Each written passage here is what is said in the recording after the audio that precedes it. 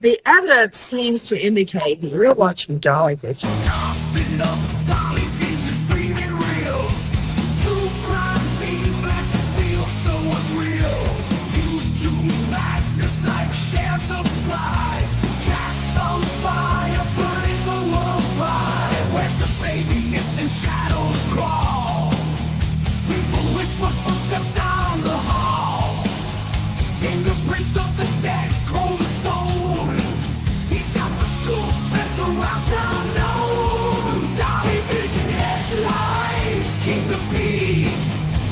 Truth unravels, crackling through the heat. Lost soul shouting, echoes in the night. Mock the truth while live on their light. Topping up Dolly Vision's dreaming real. True crime scene blast feel so unreal. YouTube madness like share, subscribe. Jack's on fire, burning the world's fire. Where's the baby missing shadows crawl? People whisper footsteps down the hall. Fingerprints of the dead, cold as stone. He's got the scoop, best around town known. Dolly Vision headlines, King of Peace. Truth unravels, crackling through the heat. Lost soul shining, echoes in the night. Mock the truth while live on their light.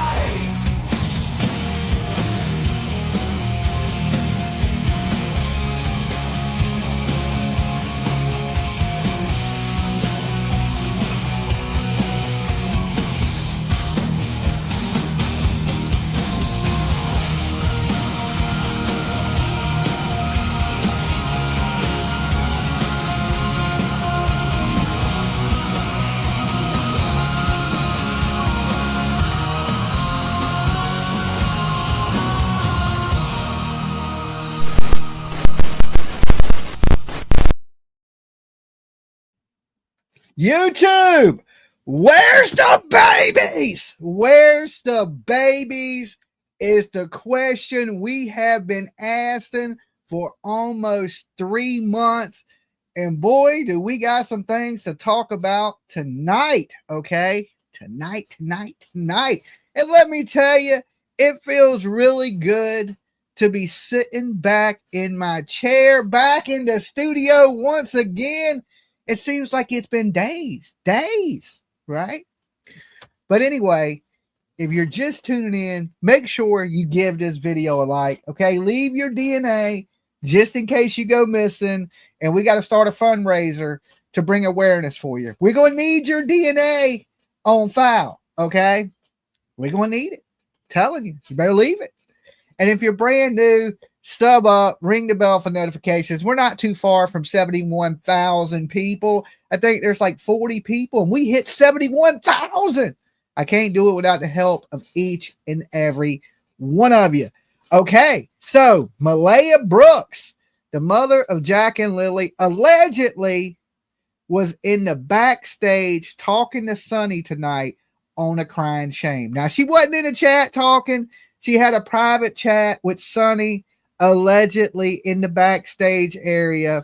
Behind the scenes, you know, a lot of these people want to do things behind the scenes, and they don't want to come out in the public and say what they need to say. Now, you know, Dolly, I believe in 100% complete transparency. I want to know what the hell is going on. And if you got something you can share with me, you can share it with the whole damn class, okay? But before we get into this, let me give my warnings. Dolly Vision's for entertainment purposes only. We talk news, rumors, gossip, speculation, theories mixed with some comedy and chaos. So don't take nothing here as fact. Just my opinion, people. Completely satire. We are going to be taking calls tonight because I miss you, beautiful people, okay? I haven't talked to you in days.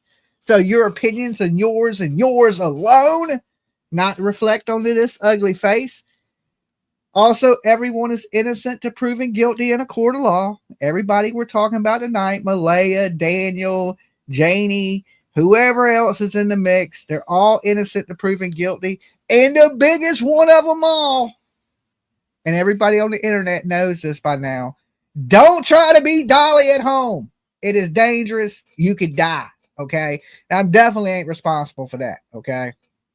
So, like I was saying, a crying shame. They were up there talking about this GoFundMe that they have. Okay. Now, you know how we are about the GoFundMes here. The only people I usually raise money for on GoFundMes is me to go on trips and things like that to cover different things for you guys.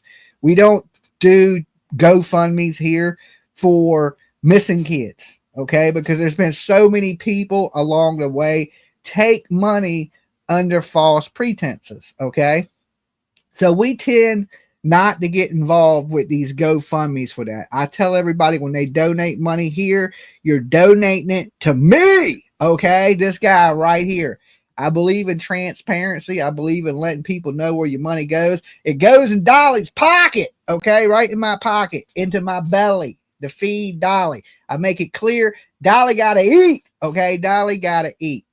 But I usually take that money to put it to something good, right? I try to spend my money on good things. I'm real frugal with money. I just don't blow money. I just don't spend money. I'm pretty cheap guy, okay? Pretty cheap, pretty cheap. Dolly, you the man. Thank you, just lurking. So anyway, Malehya apparently is wondering where this money is going for this GoFundMe. Right? I guess they are a little bit tight for Malehya because, at one point she was getting assistance for all these kids she had, but now apparently there's no kids, there's no job, right? We don't know that Malehya works. So she don't have a lot of finances coming in to that pocket. Okay. Her pocket probably pretty dry, a little empty, unlike Dolly, I got $37 bills in my pocket. I don't know if it's really 37. It might be 20, but I think I got a good 20 spot in my pocket right now. All dollar bills. So let me look. I got the green screen on, so you might not be able to see it. Okay. They're all dollar bills. They're all folded because I don't own a wallet. But I'm thinking there's probably about 20 good ones here. Okay. Probably 20 good ones in my pocket. Y'all thought I was lying too, didn't you? Right? No, Dolly don't be lying. I told you I believe in transparency. I said I got $21 bills. Now, I could go to the go-go bar with this, or I could do something good with it. And I figured, hey, let's do something good with it, okay? I'm playing. But listen, so I guess, she's wondering where this money's going and wondering if these people are scamming. And right now, the GoFundMe, I looked at it, it's like at $550. That ain't a whole lot of money. So if people are screaming scamming, it ain't very much. Vincent, thank you so much. It ain't very much that's been scammed, if that. Okay. So now, if she's really concerned about this money and she's been talking to Sonny behind the scenes, right? Which I'm hoping it is Malehya that is speaking with her, and it's not somebody pulling Sonny's leg. Okay, that's the one thing we do gotta worry about, and hopefully Sonny can verify this is who she's speaking with. If it's coming from her Facebook account or if it's coming from another account, she can verify that this is Malehya that she's been speaking with. Now, if Malehya is so concerned with money, there's only really one reason people are ever concerned about money is they're broke. They need some money. So, we need to hear from Malehya. We need to hear Malehya's side of the story. If Malehya don't have anything to do with this and she's the innocent victim in this, she needs to be talking. So, my offer is this, Malehya. We know now that you're watching the internet, and there ain't but a couple channels that talk about Jack and Lily. So, I've been known you've been watching anyway, right? Just like Daniel had been watching, the grandmother watches. She's here with us a lot. Everybody tends to watch Dolly. It's just one of those things. Everybody hates my face, but they watch me anyway. Okay. Now listen, if you're strapped for cash and you don't want to do an interview, I am willing to pay you for that interview. But listen, I got to be able to see and know for a fact it's you. I believe in complete transparency, right? I don't want to talk to somebody on some account and I don't know who it is. if you're willing to show me that it's you or speak with me so I know it's you. But listen, when I offer the invitation up here, you have to cam up. And now, if you don't want to answer certain questions, you can say, hey, Dolly, I don't want to answer that question. You're even more willing to bring your lawyer up here with you on this channel.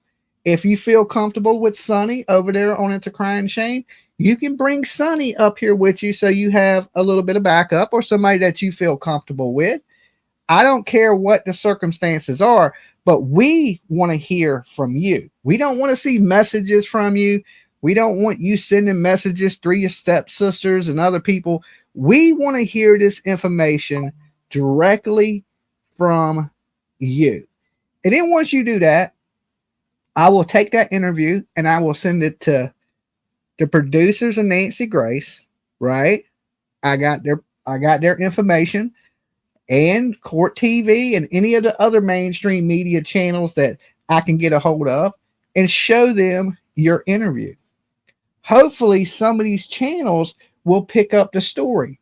Now, if you have nothing to do with the disappearance of Jack and Lily, it seems like this would be something you would easily willing to do. Now, I know local news, they're not going to pay you there in Nova Scotia for an interview. Mainstream media is not covering your case, so they're not going to pay you for an interview.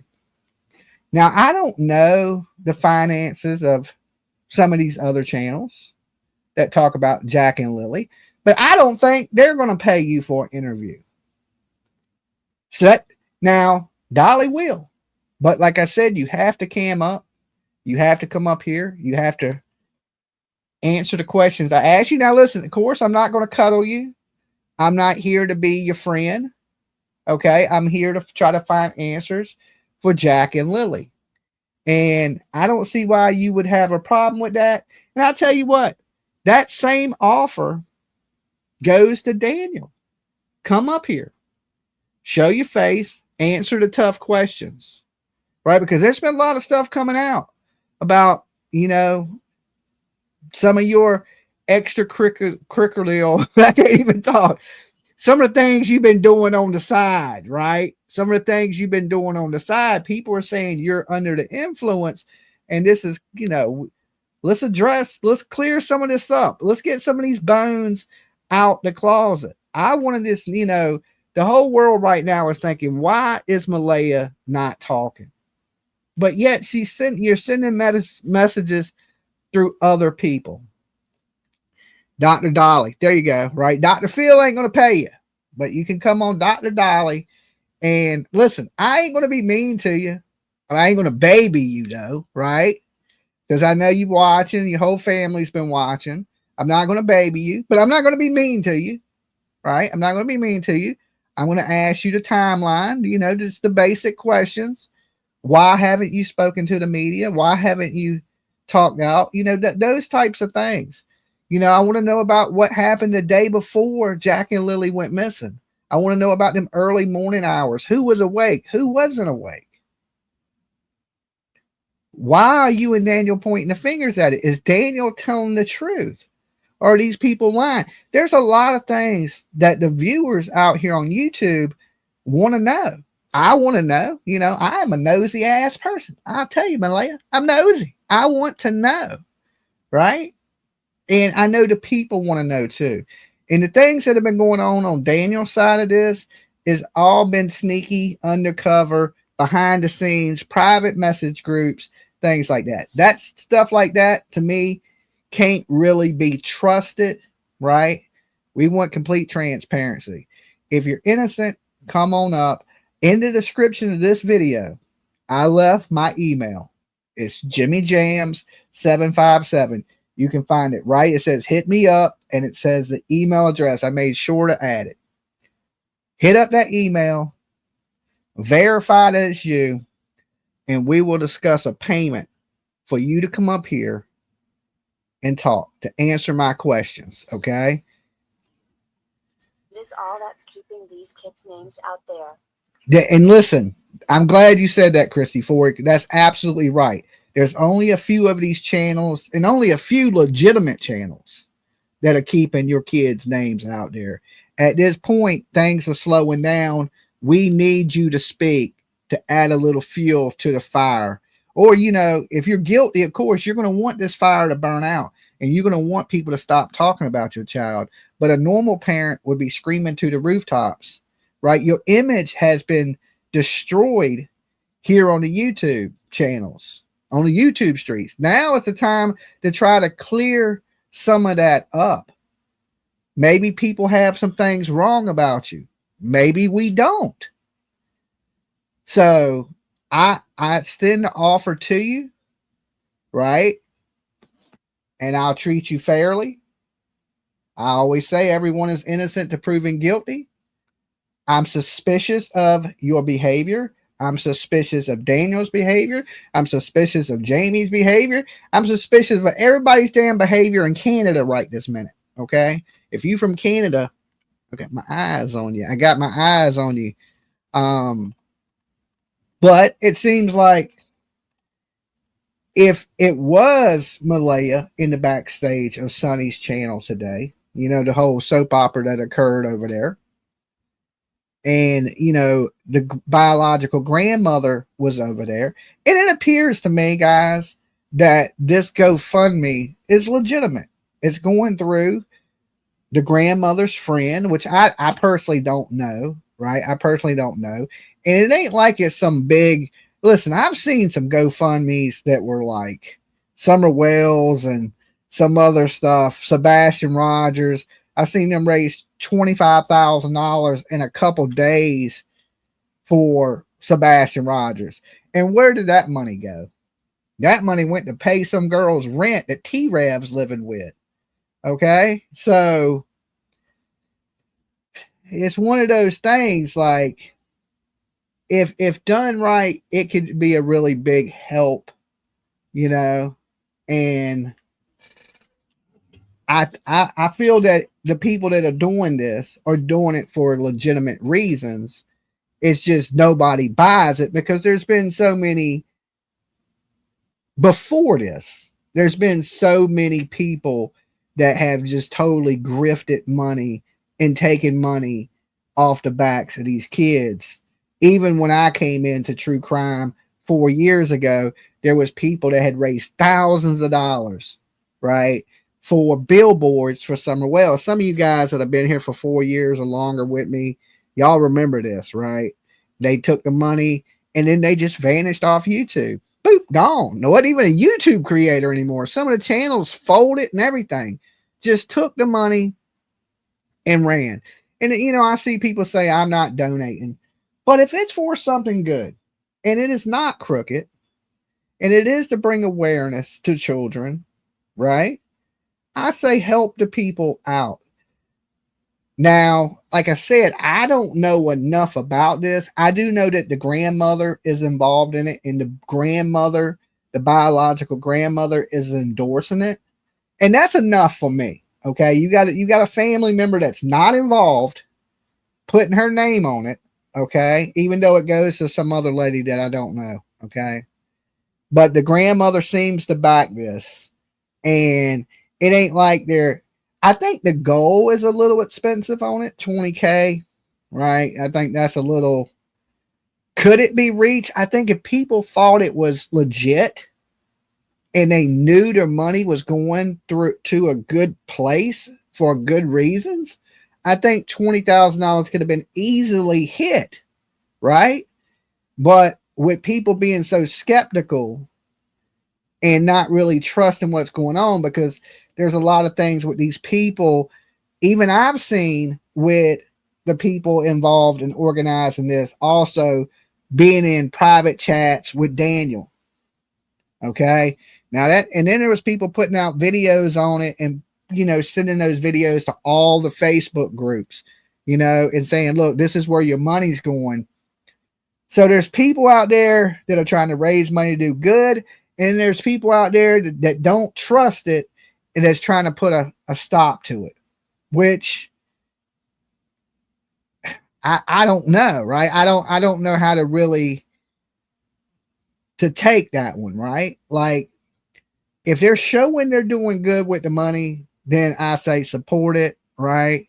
Who's raising money? I don't even know the lady. Some lady, something with King, I think's her last name or something.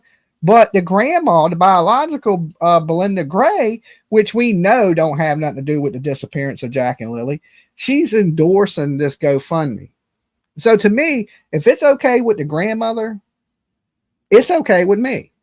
Okay, I have no ill will towards the people trying to raise money. I think it's good to bring awareness to missing kids. And a lot of these things are not cheap and they're not free. The bracelets alone, couple $100, you know, flyers, you know. So they don't have a lot that they've raised yet.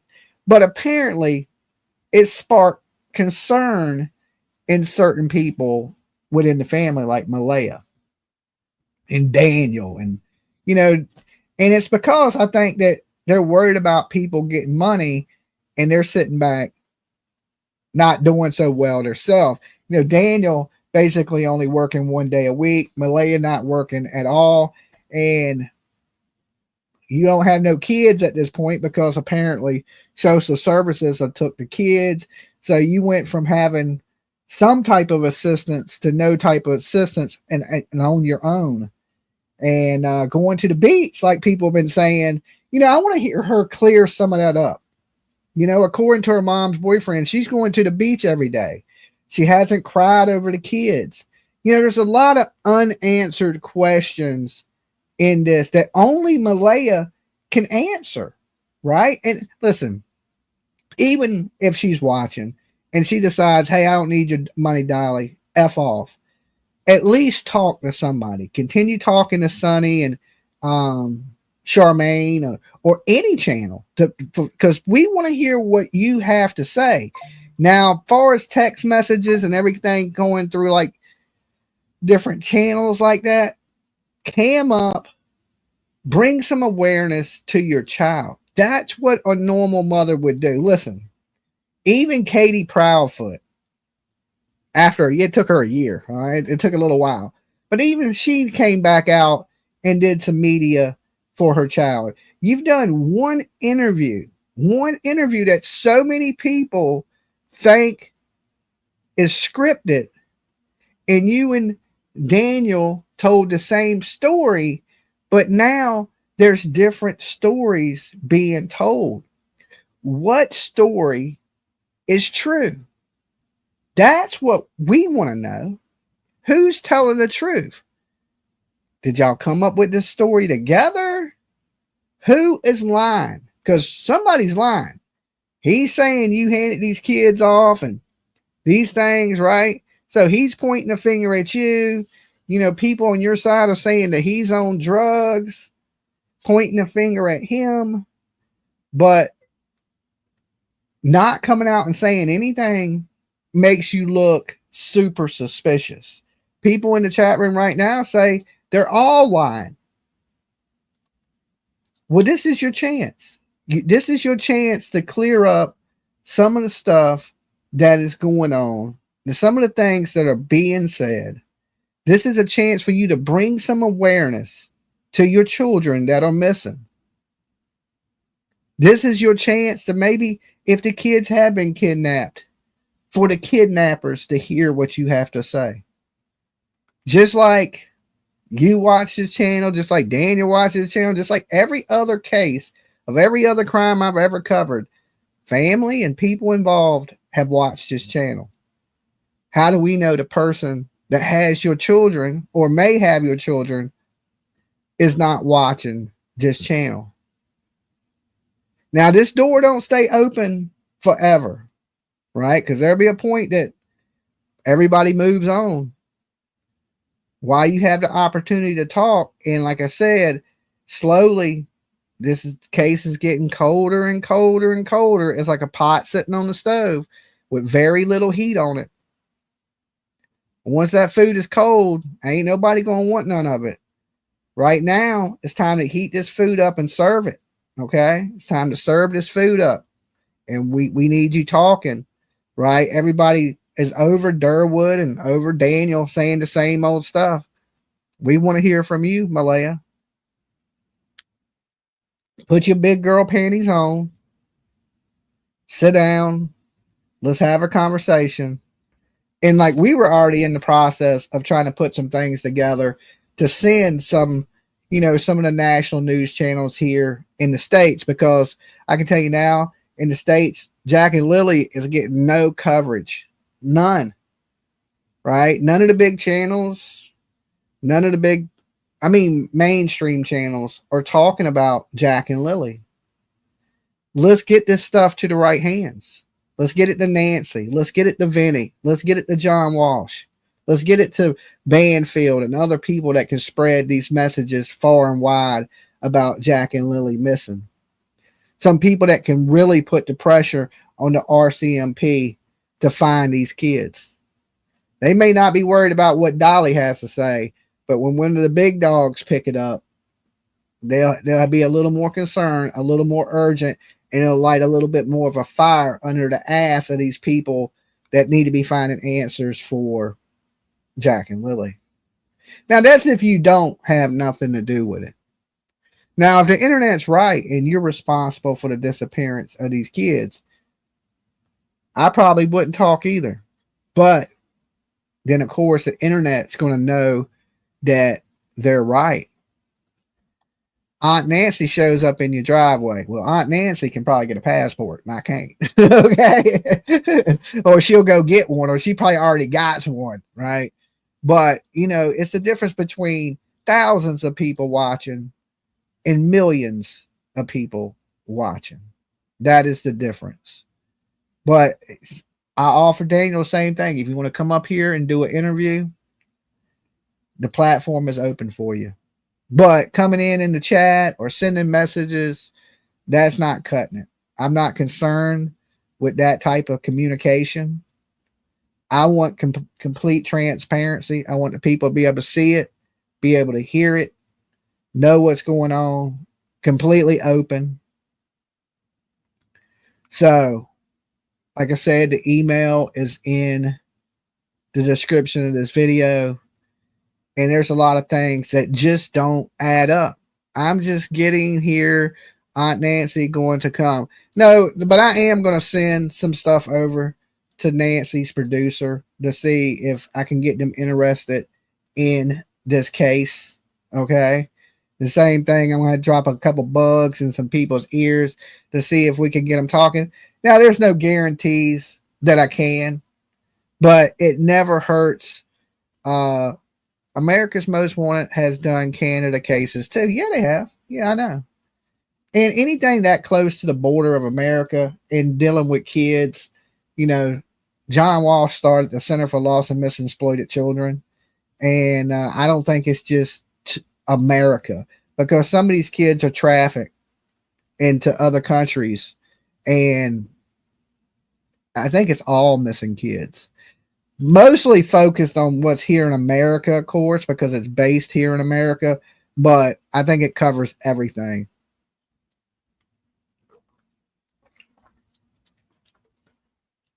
And we want to know, Malehya, was Daniel really beating on these kids? Was he beating on you? Are you being quiet because you're scared of him? Or are you being quiet because you have something to hide? I think that's what majority of the internet wants to know, is why you're being so quiet. Why ain't you out here in the front fighting for these kids? Are you a battered woman that's trying to get away from an abusive man? Are you a woman that just don't care? There's so many unanswered questions, because we've seen both in this world, right? We've seen women that are abused and scared and just trying to get away. And, if he hurt the kids, he may hurt you. Are you scared to tell on them? Are you scared to talk about them? Something in your life changed, Malehya. Something, somewhere, something changed. We seen pictures of you with the children, and they look healthy and they look good. Then we seen pictures after you got with Daniel, and everything, you started not to look as pretty. The kids looked a little disheveled, and it seemed like things were changing. We just want the truth. And all we've been hearing is from everybody that's on one side. And occasionally we'll hear from your friend or, your stepsister about, and then, the recanting of her story, it kind of makes her sound like, well, can we believe these people, or is everybody basically lying to us?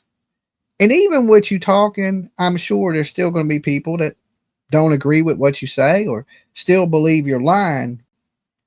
But maybe it'll help some of us people that are on the fence about what's going on, trying to understand more about what's going on in that home that Jack and Lily lived in. A little bit more about Janie and Daniel and his brother, and what type of situation was you actually in, because he paints it to be a happy home where everything was great. Y'all were great parents, great home. Y'all were getting along. But something went horribly wrong. And these kids are not with us. Much as they keep saying that you gave these kids away, that you hid these kids, we know that's not true. Prayers for Jack and Lily in heaven, because these kids are gone. There's been no sightings. And there's people out here saying if these kids are in the woods, they've been buried in the woods by somebody. Things just don't add up. How did that blanket get in a tree next to an ATV trail? How come that ATV was so clean, but the yard was so disheveled? I mean, there's a lot of things that don't add up. Had he been doing narcotics for a long time and you knew it, like some people are alleging, it just does not look good. And for anybody that's been in the true crime as long as some of us have here in this chat room, we know how this story ends. We already pretty much know this. This is like watching a sequel to a bad movie. And you may not get a lot of chances to talk on a fair, open platform, right? I'm not here to accuse you. I am, and I tell you completely to your face, I am suspicious of your behavior. And I think behavior is a telling thing. Now, unless there's a reason you're behaving like this that we don't understand, that's what I'm willing to give you an opportunity to explain, is your behavior. Why have you acted the way you've acted? There has to be a reason. And it can only be a couple reasons. Either you're involved somehow in this, or you're scared for some reason. Which one is it? I think that's what we have the hardest time understanding. And like I said, I don't know if it was actually Malehya backstage talking with Sonny. So I don't know exactly who Sonny was talking with. I'm sure Sonny and Charmaine, they'll clear that up over the next couple of days of whatever it may be. But according to what I heard up there, is Malehya's willing to help with the timeline. Then why not just come out and speak?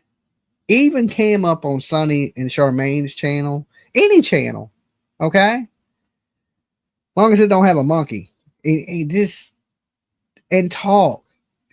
Clear some of these things up, right? Because it really don't matter what channel you talk on. It just matters that you talk, because we're all going to use what you say anyway. Don't matter what channel you speak on.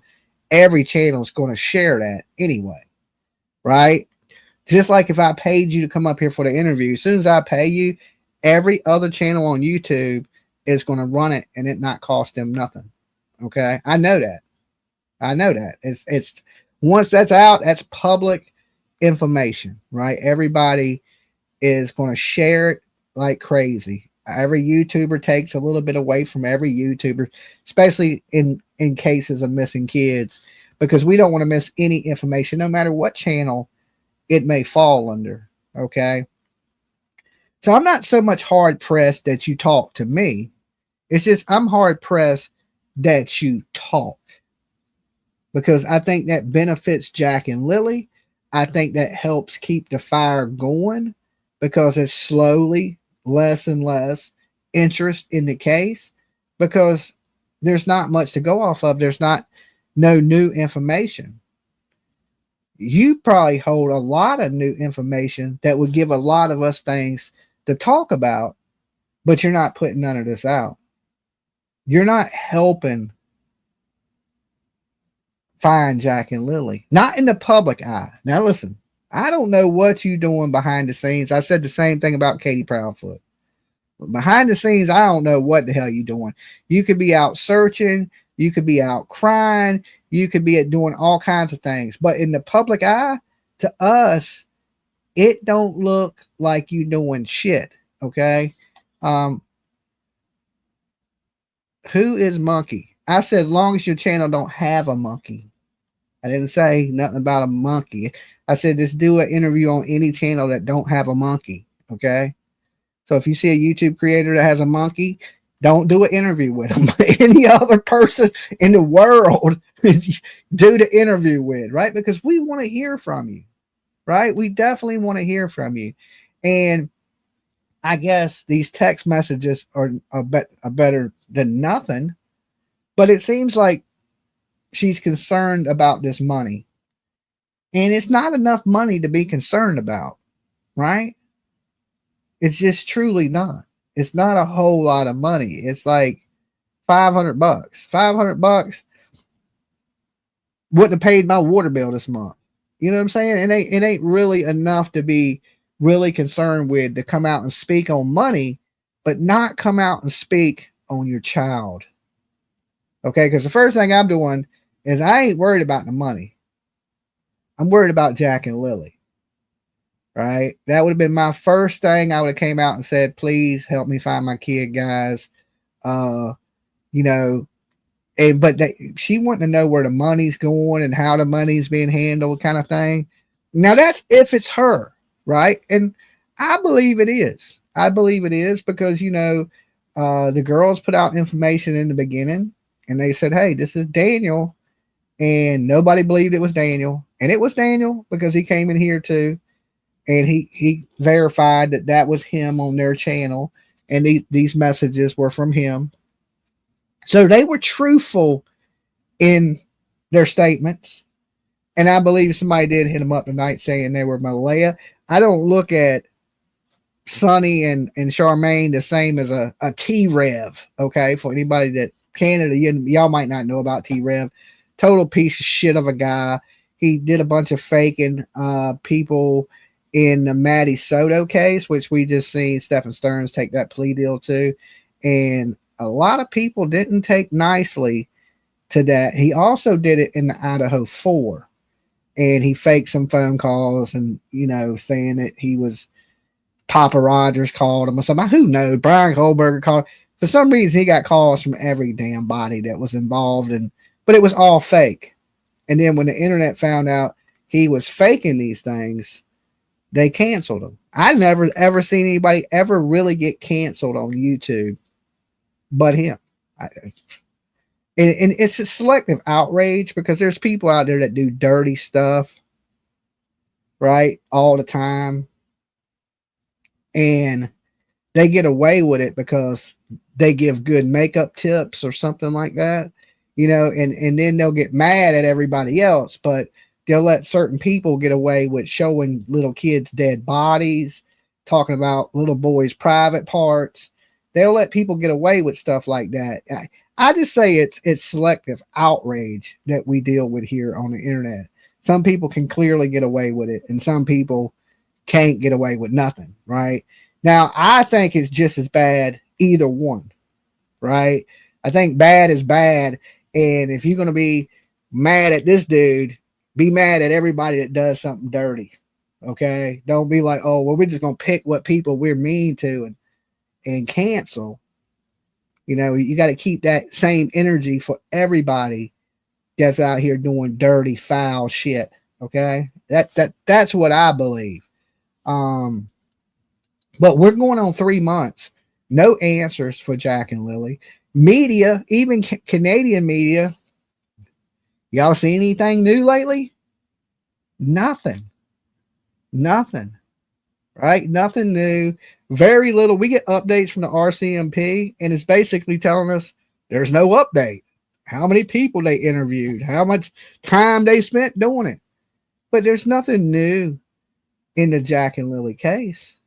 Nobody's seen nothing. Nobody heard nothing. It's going to take one of the family to take the role to blow this case wide open. Because the only people that know what transpired in that house are the people that were in that house. Not none of us YouTubers, not the RCMP. Nobody but the people that were involved know what happened to Jack and Lily. And people, it's time to speak up. There's no reason everybody should be silent. And it's crazy that almost everybody in the family has spoke, but for Malehya and her mother. Okay? Even her old man, Malehya's mom's old man, he talked when he was trying to sell that horse trailer. I bet you he don't talk to anybody else, right? Because I'm sure he felt like, man, you know, I wonder if they sold that horse trailer. They probably took that damn thing offline after that video surfaced, right? Because that video didn't help Malehya any. It didn't help Daniel any. I mean, basically saying she was stealing money from her grandmother. She's $34,000 in debt. He believed that she was doing illegal substances. Daniel doing illegal substances. He even said Daniel was making it. Now, we look at the house, you know, here in the States, we had to show Breaking Bad. And they used to use a camper like Janie got to make illegal substances in, right? So when we see a trailer like that in the States, the first thing we think is Breaking Bad. And so many people with the lack of emotion is kind of sketchy, right? And then I think the reason they reared back, try to reel back that damn Daniel's, you know, going to the Methodist church, and he has been for 2 years, and we found it in the house, is because then people look at Malehya like, well, you knew he was doing it. Why didn't you leave? And according to Malehya's mom's, I don't know if it's her husband or, but common law, who knows in Canada, right? You got what he said, which is super damaging, that CPS was out at the house in December. So now, you know, the CPS just don't show up for nothing, right? They don't just show up for nothing. They don't just randomly knock on doors like Jehovah's Witnesses. They got to have a reason to be there, okay? TINT offered Wade $75K for the kids or their whereabouts. Listen, it don't do no good to offer that type of money for where the kids are at. One, if you know where these kids are at, you are involved in a murder. You're going to go to prison. Ain't nobody telling you where these kids are at. There's a $150,000 reward right now. Ain't nobody said nothing. You know why? Because nobody wants to go to prison. Nobody wants to go to jail. You think somebody's going to tell you where these kids are? There's only 2 people that could possibly know where these kids are at. The physical location. Now, is there people that know?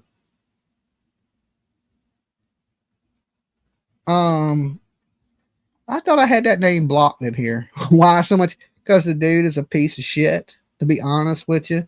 He's dirty behind the scenes. He acts like he's all goody-goody online, and behind the scenes, he's a low-life piece of shit. That's why I don't like him. I'll tell you straight up. I ain't got nothing to hide. I'll tell you straight up. The dude is the fakest guy on the internet. Down to his hair plugs, to the makeup he wears, to the I'm married to a doctor, to his name, to the dude is one big lie. So that's why I don't like him. He's a piece of shit behind the scenes. He's somebody that acts like he's cool to you, to your face. And then behind the scenes, he's trying to do all kinds of dirty shit. That's why, you know, for you guys that wanted to know. And I swear to that on a lightning bolt storm, right? To Jesus, little baby Jesus, y'all just don't know what I know. But this ain't about that. It's about bringing answers for Jack and Lily. And some people really care, and some people are just trying to make their Tesla payment, okay? Or they're trying to buy a second monkey. I don't know. But I know some people care and some people don't, you know, and that's where this true crime, it's a crazy place because this is not for everybody. There's some people, to be honest with you, that should not be in this, right? Should not whatsoever be in this. And they are. And you got to ask yourself, for what reason are they here?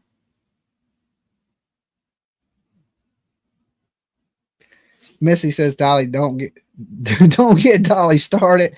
Don't worry. I'm not in the mood to, you know, just mess with somebody tonight or, you know, I've said what I had to say about those people, and I'm not going to do it every night. And, you know, it is what it is. I'm not here to watch whoever the hell you want to watch on the internet.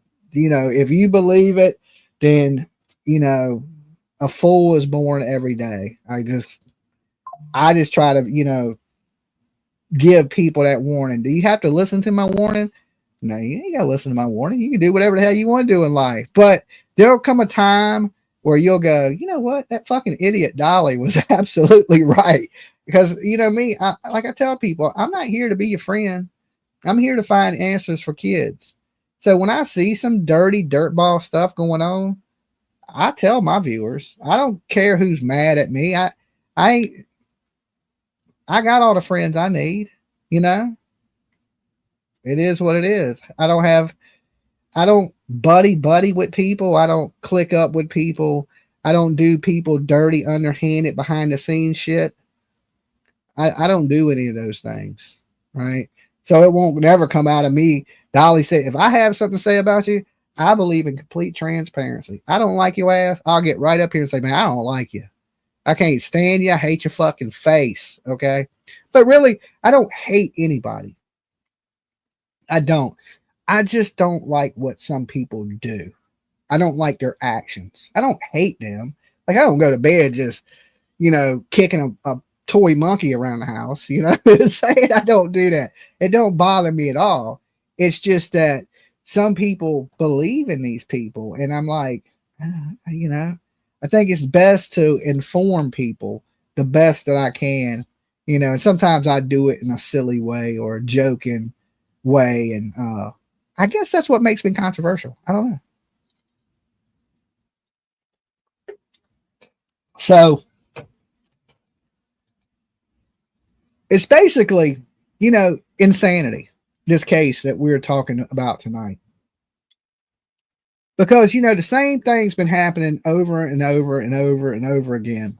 Same things are being said over and over and over again. And we're expecting a different result. That's the definition of insanity. Something has to change to get answers. Something has to change. And nothing's changed in the last 3 months, right? It's all been the same thing. And the pointing the finger at each other sure is insanity and lies. We definitely know there's lies. Okay. We know Daniel, every time he opens his mouth, he tells a lie.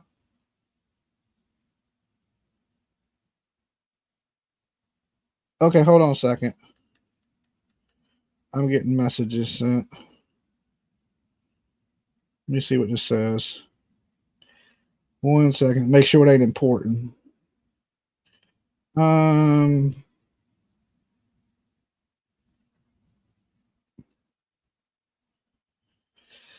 Okay, let's see.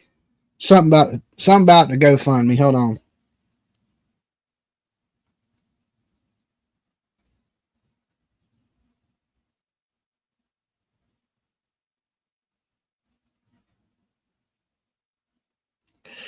Okay, so they're saying that Malehya wasn't concerned about the money. She was concerned about half of it going into her friend's name because she believes the kids are alive.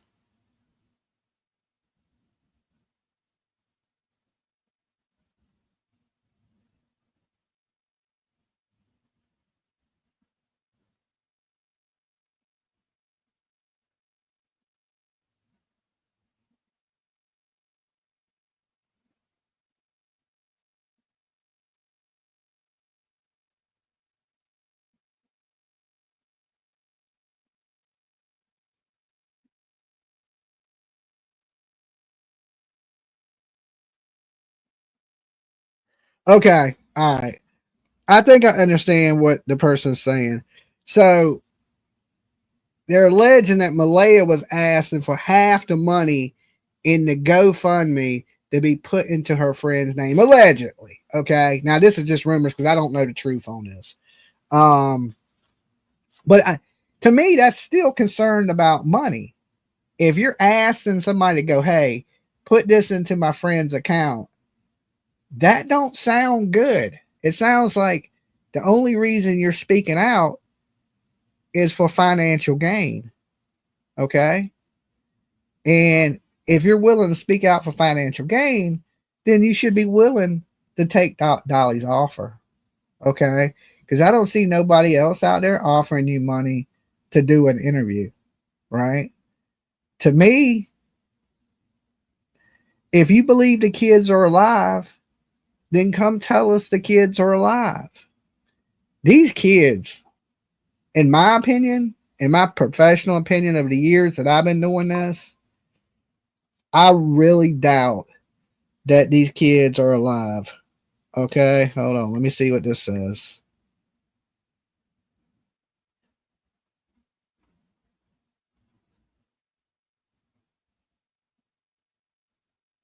Yeah, it sounds like, you know, so apparently she's blocked a few people, Malehya. I guess she didn't want that information to come out, and then it did come out.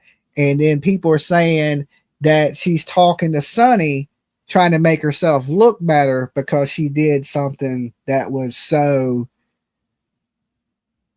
iffy, like, yo, put some of this money in my friend's name.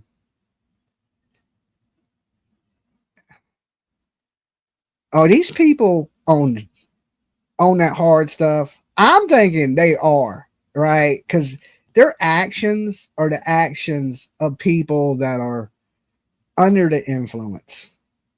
And how do you get, just like that when her mom's boyfriend came out, or husband, and he said, you know, they were getting thousands a month, and then a couple days later they be broke, and she was taking money from her grandmother, telling the grandmother she's not getting the money back. Allegedly. And we got to remember now, this is all allegedly. We haven't heard from Malehya. We haven't. So that's why I say we open the opportunity for her, right? She is, if that is her speaking to Sonny and Charmaine behind the scenes, then she's doing the first step in the right direction, coming out speaking. Okay. So like I said, I don't care what channel she speaks on. We just need her talking. And I would rather see her say it so we know it's her. Okay. Or some proof that it's her. So what I would ask the Sonny is, Sonny, when you go over this tomorrow, you show whatever type of proof you have to show that what is being said is real. Just like Daniel. Remember when Daniel came up here and I linked his YouTube page? I said, look, this is the account. This is the page it's going to. And it's going to his YouTube page. So that way it's complete transparent. You knew it was Daniel in the chat. You knew I was talking to Daniel. So right now we know that it's alleged that she's talking. I just like to see some type of verification that it is her and you're not being like trolled or somebody else talking in her behalf, because we've heard that her mother be having her phone and things like that. I don't know who else could have access to her accounts or anything like that, but I would like to see that it is somehow connected to her, right? That'd probably be the first thing when you go into what y'all talked about tomorrow to go over, right? Because then I think that adds a lot of credibility to what you say. Is you completely show how you know it's her, right? Especially if you're like, you're not talking on the phone, or you're not, you know, she would have to physically cam up and let me see her for me to believe it's her, right? Just quickly, like, boom, here I am, Dolly, you know what I'm saying? And then you know, cut the camera off if she wanted to, but I would have to physically, with my own two damn eyes, see you, right? Even before I paid you for the interview. I'd have to see that it's you that I'm discussing it with, and then we can talk in them out. Okay. And I seen what you wanted half of, which was half of nothing. Okay. Cause that was nothing, but we can discuss it. Right. And I'll be honest with everybody of what I paid her. Right. Cause all I'm going to do is write it off on my taxes anyway. Okay. I just got the LLC for Dolly Vision Media Group, and it'll just go off on my taxes. So,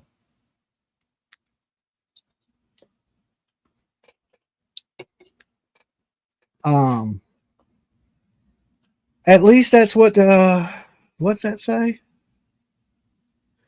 At least that is what they are reporting on Sonny's channel. Now I believe it. I believe these people, when they see people getting money, you pay for interviews. Not all interviews. Not all interviews do I pay for. The only one, did I give anybody any money? No, I didn't. But after my interview with what was it? Who's the fat guy? Stacy Wandra. Okay, Stacy. I kicked him some money, but I didn't give him money for the interview. He was just broke or something. I felt sorry for him. And he needed something. A Uber or something. I can't remember what it was, but I gave him like $25. And then he started charging for interviews. Right? I guess I let him plug his, I think it's Cash App or something. But I did that as a favor because here's the thing. Originally, I was attacking Stacy Wandra, right? Because I believe he's responsible for the disappearance of Michael Monkey Vaughn. Now, I ain't going to tell you who contacted me, but I am going to say somebody really important to that case contacted me. And they said, Dolly, we need you to be nice to Stacy Wandra. And I was like, you know what I'm saying? I ain't usually nice. I don't know if nice is quite in my what I do. But they were like, listen, we need Stacy talking. And if you keep, you're saying things to him and he may shut down. Right. And so we want you to be nice to him. And I just had a hard time with that because I'm a real guy. Like, my emotions are real. And like when I say stuff, I mean it. I don't just say it to say it. But for the benefit to help the case. And I explain because I believe in transparency. That's why I tell you guys these things. I did what they asked me to do. Now, I'm up here talking to the dude, talking about how much we got in common. I got nothing in common with that piece of shit, right? Nothing. And, but I'm just trying to, be friendly to him and nice to him and for a certain person. Okay. I guess at this point, it don't matter. I did that for Monkey's mom. Okay. She's the one that hit me up and said, Dolly, be nice to him. We need him to talk. Right. And Brandy is a super awesome woman. And much as I know she hates him and I hate him, if that's what she wanted me to do, then that's what I did. Okay. So whatever I could do to be nice to him after that point, I did.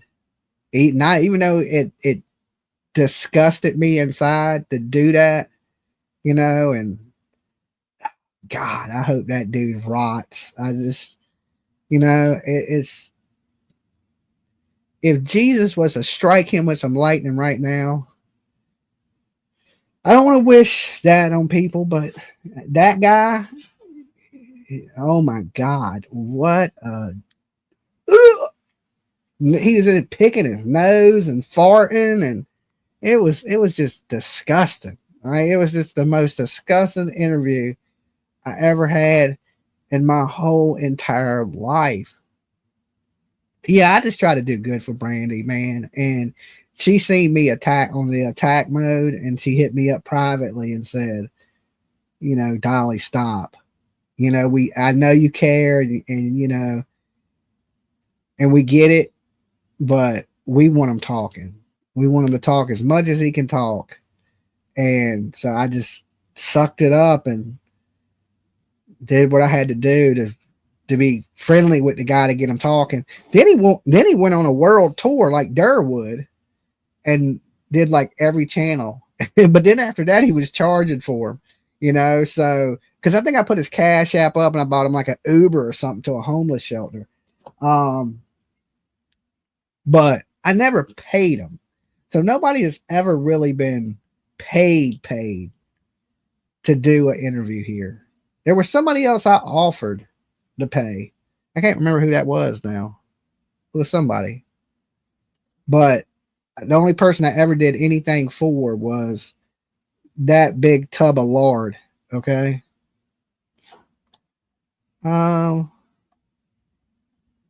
Let's see. Dolly was there but left. What are you talking about? The person M was talking to would not talk during the day because she didn't want M to hear the kids. It was weird.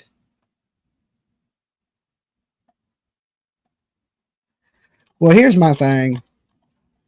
Them kids are not alive. All right. They're not alive. I'm pretty confident of that. Right. In my personal opinion. Now, this is the site they have set up for the kids. All right. And these are the people that have to GoFundMe. And we'll check it out real quick.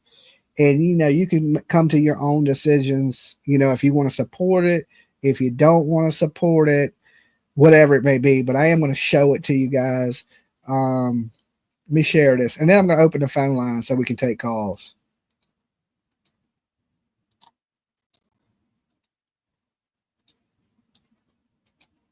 So I have to say this. They built a website, okay, which is better than some people have done. Seems important. I read it that the girl, she didn't want to talk because there was kids and she didn't want to talk while the kids were there. What about Andrew Hiltz? I see somebody say something about Andrew Hiltz. Dolly, put your glasses on, man. I don't have them in here with me.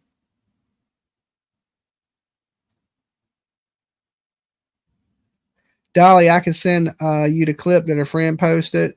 Well, send it to me. Guys, when y'all want me to see something, you got to throw stop signs all in the chat or I won't see it. Because sometimes I just be talking and not really even looking at some of the chat. Sometimes I look at the chat and sometimes I don't. If I'm trying to hold a conversation, it's hard to hold a conversation and read a book at the same time, you know? So, but this is the site that they put together for. And then, you know, of course, it goes over to sister and brothers, age 6 and 4, reported missing on Monday, May 2nd from their home in Gerlock Road in Lansdowne Station, which is about 30 kilometers from New Glasgow, Nova Scotia. They were home Friday morning with his parents and their baby. He said that's when they noticed the children were missing. They immediately ran outside looking for them. Okay.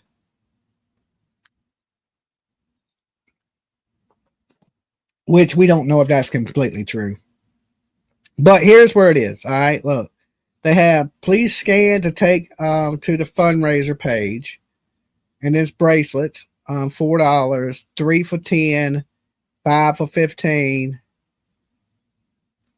15 bracelets for 35.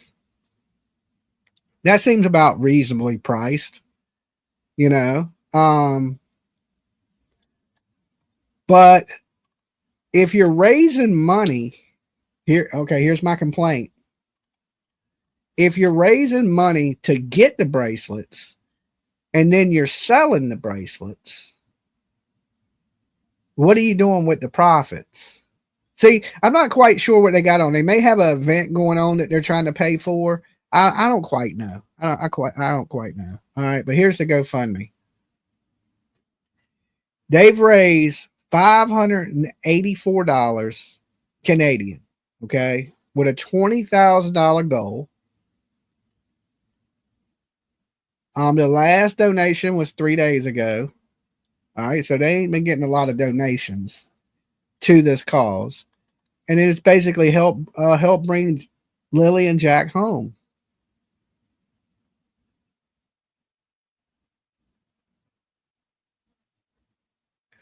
This fundraiser was created by those who care, people who want to help, people who believe that spreading awareness far and wide can make all the difference.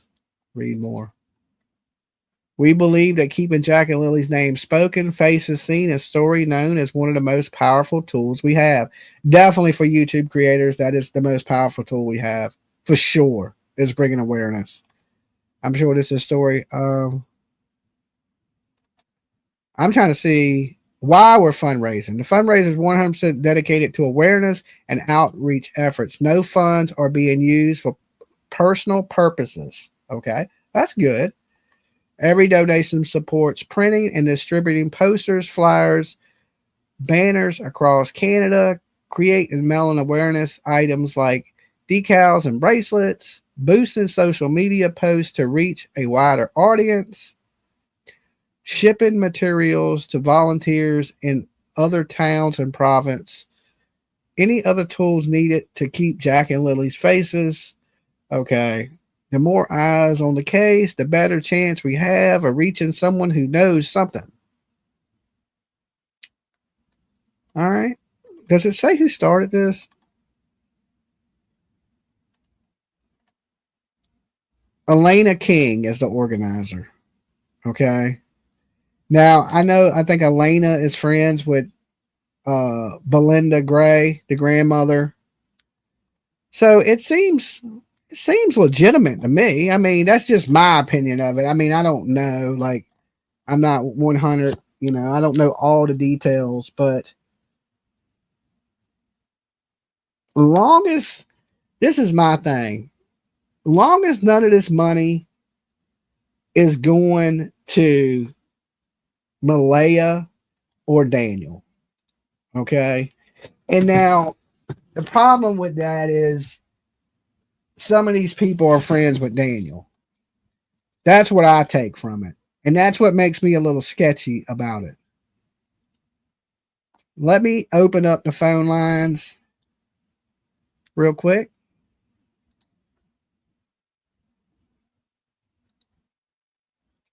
All right. So the phone lines are open. You guys let me know what you think about all this stuff. And the call-in number is on the screen. 757-797-6694. Is in the custody of CP. Dolly. Welcome home. What's up, Doug? Hey, man. Why do these people think that Malehya has to tell Daniel anything about these children? What? I mean, he don't. She don't have to tell him nothing, that they're not his kids. Right. So if these kids were alive, she wouldn't be letting this go on and on and on. These kids are not alive, Doug. As if they were alive. Yeah. She wouldn't let this be going on and on and on.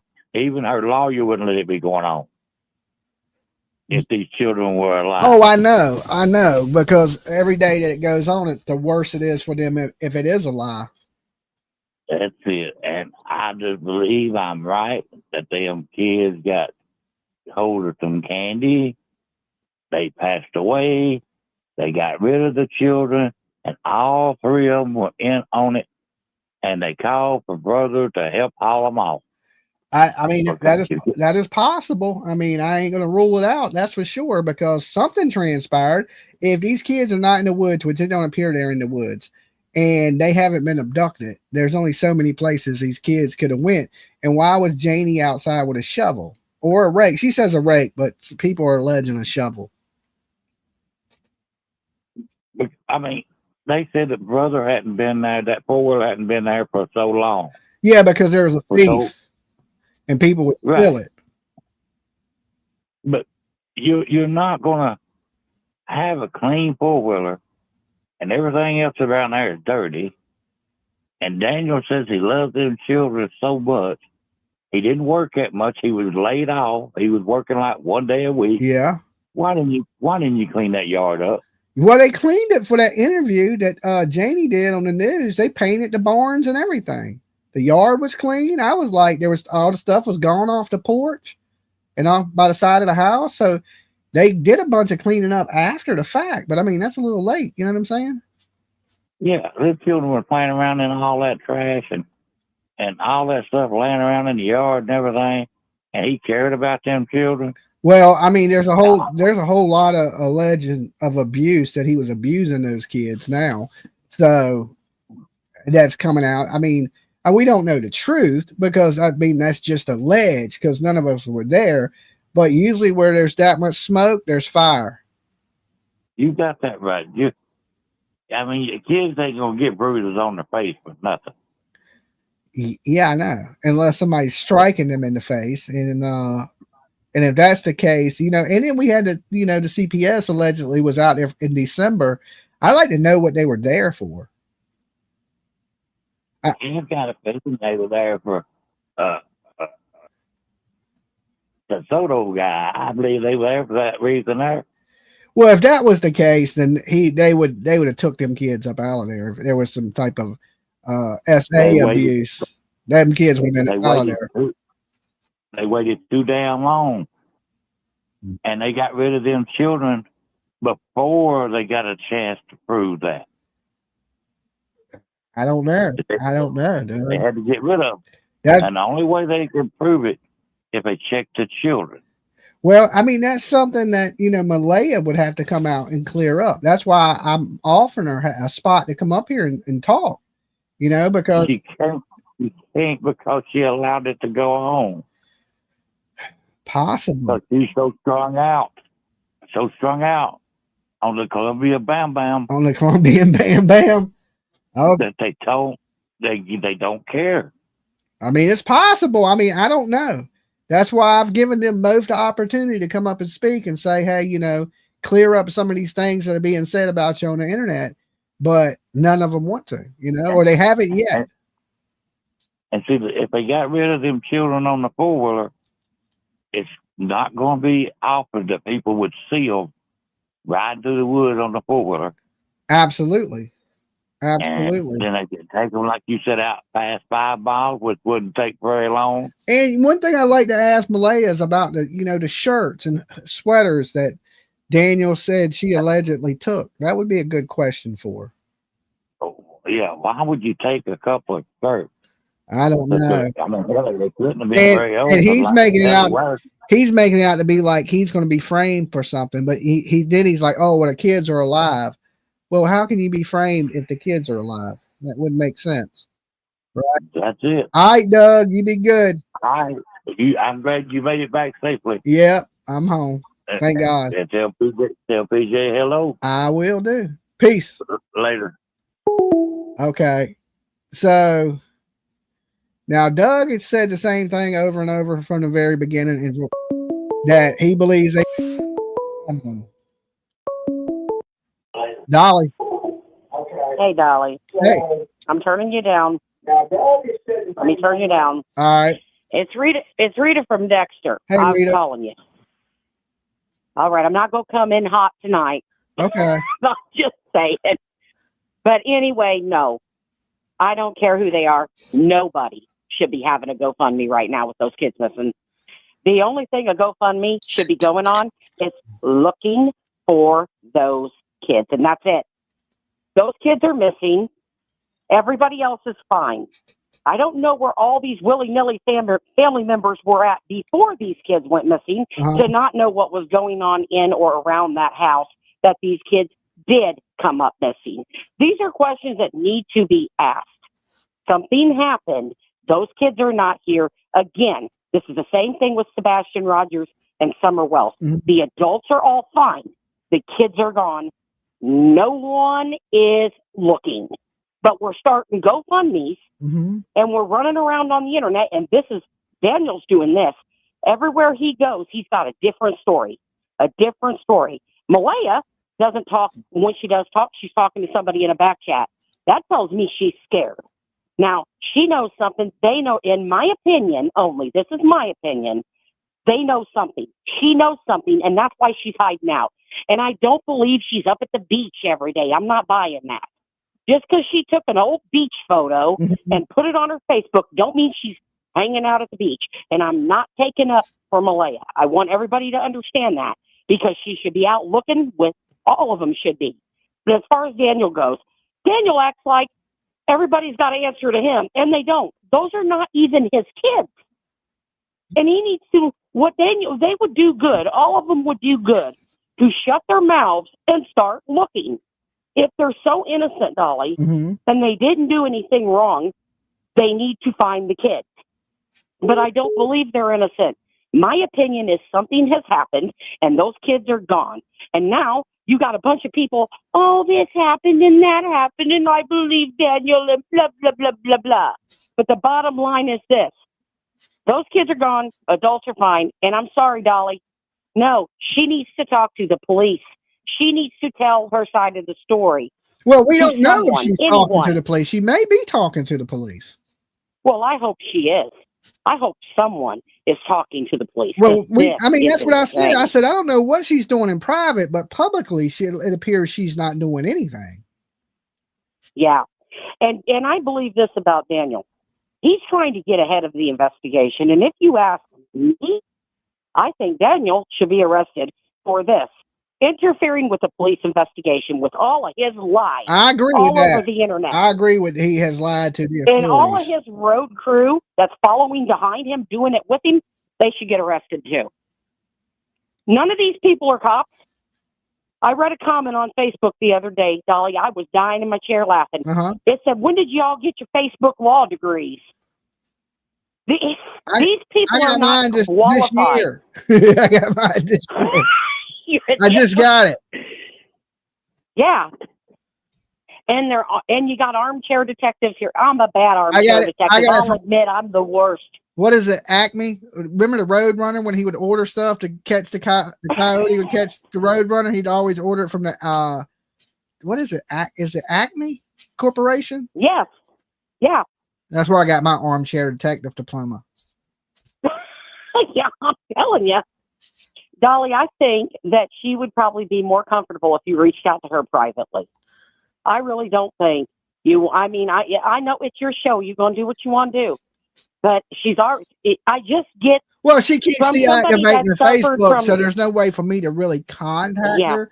So, but I know everybody watches. So I know she watches. I know her mom watches. I know her family watches.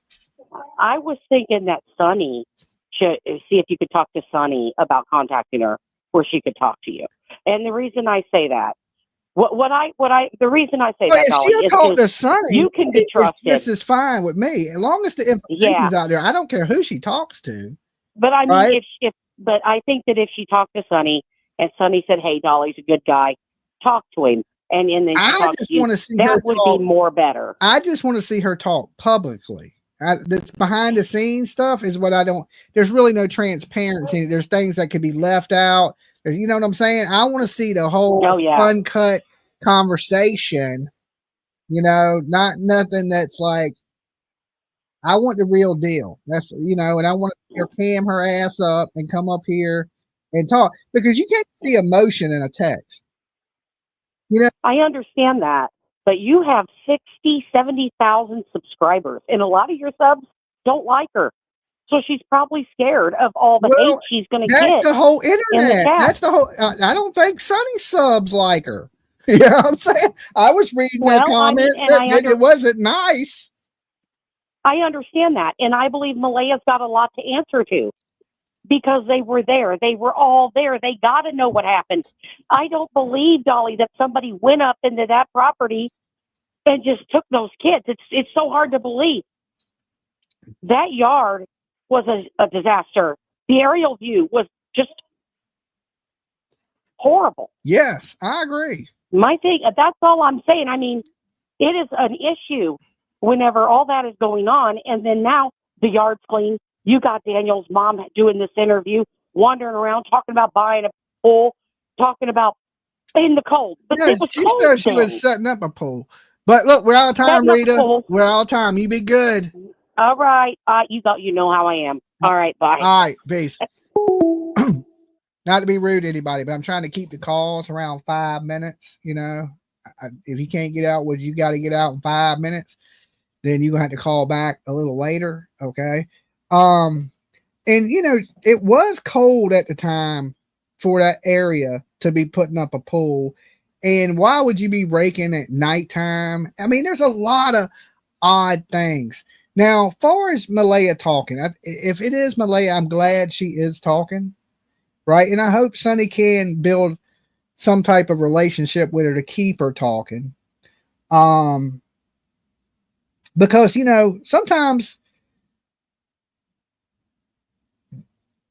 women may have a easier time talking to other women than some random ass dude. You know what I'm saying? But if this issue with her is financial, right? And she's like, oh shit, I need some money, I need something to eat. I gotta eat. I understand it, right? So that's why I say I'm willing to pay her for that interview. Now, hopefully that like I said, Sonny and Charmaine, they're pretty sweet women. You know, they're pretty nice, you know. And I don't think they've really picked a side, which is what I respect, right? Because I hate people when they pick a side, right? Like, to me, all these people are suspects. Okay.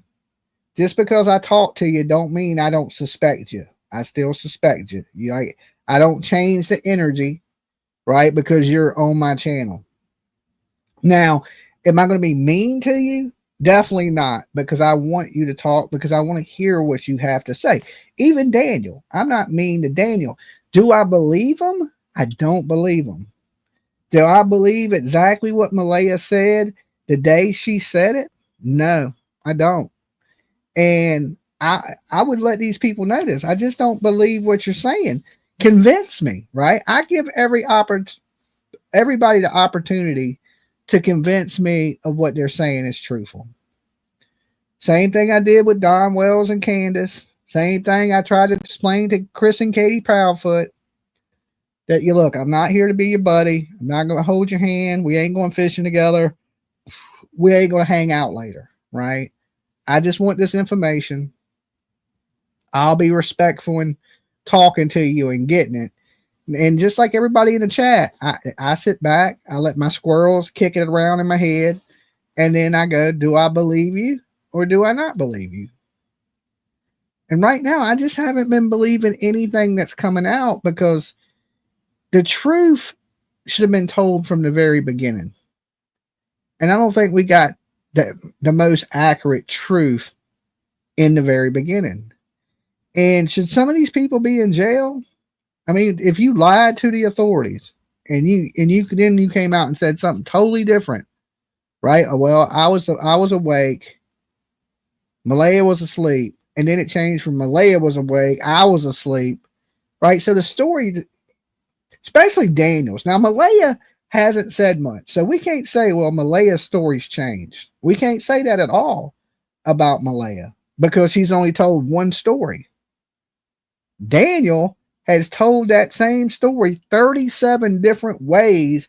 30, you know, every time he speaks, it's something different. So we know he's lying. I mean, he didn't just add to the story. He changed the whole damn story. And the truth don't change.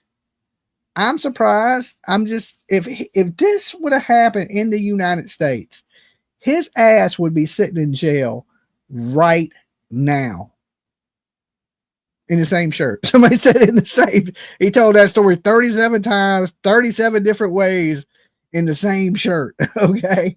He done gave Tap Out a bad name. Okay. The man Mask, that's what he was called, that created Tap Out. He's probably rolling around in his grave. So when the owner of Tap Out died, that company kind of tanked into, I don't even know if they make Tap Out stuff anymore, because the owner, rest in peace, he was a good guy too. He passed away in the same shirt. Yeah. So nothing has brought these kids home or being any closer to being home. And so many people want to, sell this false hope, and the kids are out there. And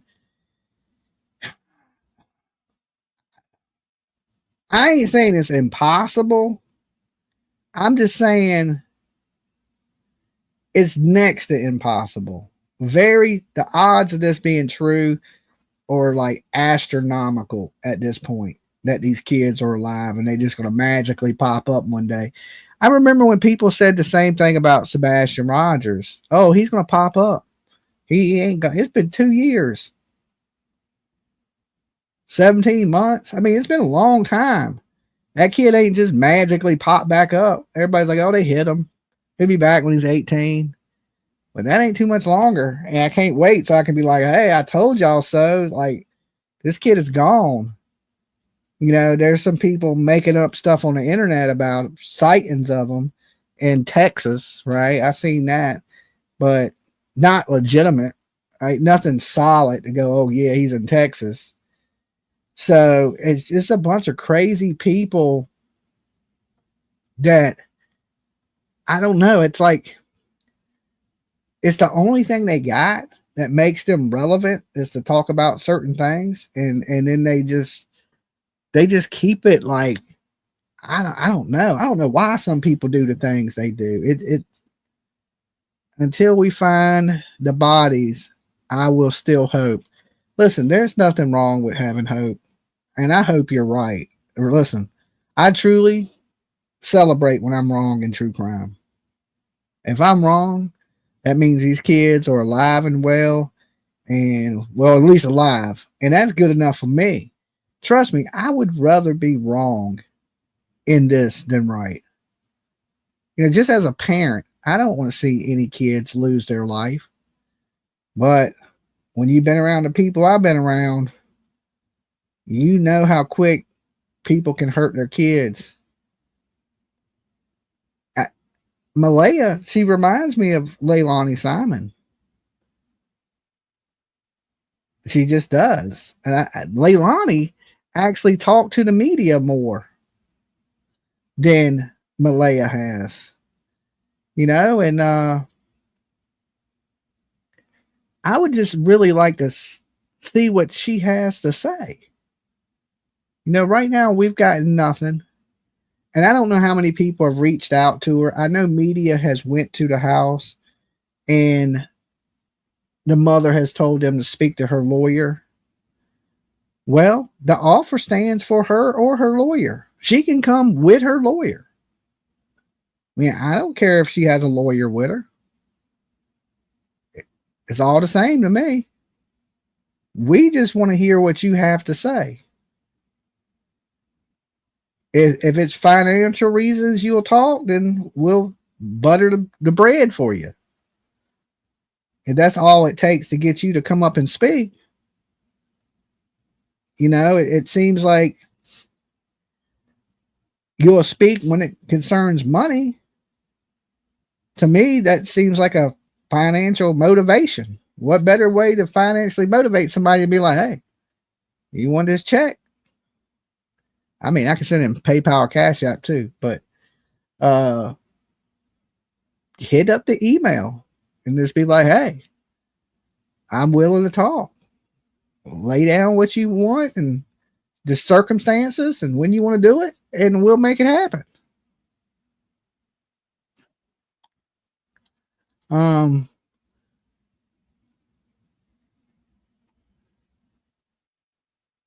I know the chances are very slim. Thank you for not calling me names. No, I respect everybody's opinions, right? We're all adults. We all have a different view. And listen, because I say something, I don't run an echo chamber, right? You don't have to agree with me. You don't have, if I think they're dead, you think they're alive, that's perfectly fine. I respect what you think too. You know what? You could be right and I could be wrong. Or it could be the other way around. You could be wrong and I could be right. And time will tell. And I think some time has passed. So it's starting to get a little more telling, leaning towards what I'm saying a little bit more. And I knew this from the beginning. I knew this in a lot of these cases, right? I knew that in Quentin Simon. I always tell people I'm team foul play. I don't get involved unless something bad has happened. I'm like the plague doctor. When you see me in your town, something terrible has happened because I don't show up under good circumstances. Unless you were in Carolina this weekend. I was down there under good circumstances. I was just hanging out at GalaxyCon, checking out B-list celebrities and horror movie people and comic book creators and all that good, some pro wrestling I got to watch. Thank you guys that tuned in for that. It wasn't many of you, but y'all did tune in for it. So, but it wasn't really true crime related, so I get it. You guys here are in the missing people, and this is what this channel's about, not about me hanging out. But every now and then, I just like to bring you some stuff that's different, and that was a lot different than what I usually bring on the channel. And I had a pretty decent time. It was good times, but I tell you what, I am glad to be back home, right? And I missed a lot, so I wasn't able to keep up with everything like I usually keep up with for like the last 4 days. So when I got home tonight, I was like, okay, let me check in what's going on with everything. And then, I checked out It's a Crime and Shame, and I seen that there was a complete like chaos going on. And I was like, okay, good timing, right? Good timing. Dolly, Nova Scotia wants to call in. Our phone lines open. Phone lines are open. Okay, yeah, the phone. Let me refresh them, but they're open. The call-in number's on the screen.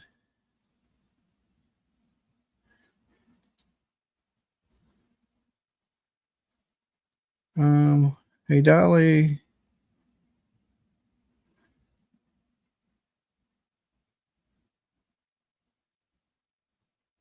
All right, let me read this. What's this? All right, somebody sent me an image of a cat, and it's wearing a sweater that says, "Give me money." I don't know what that's about.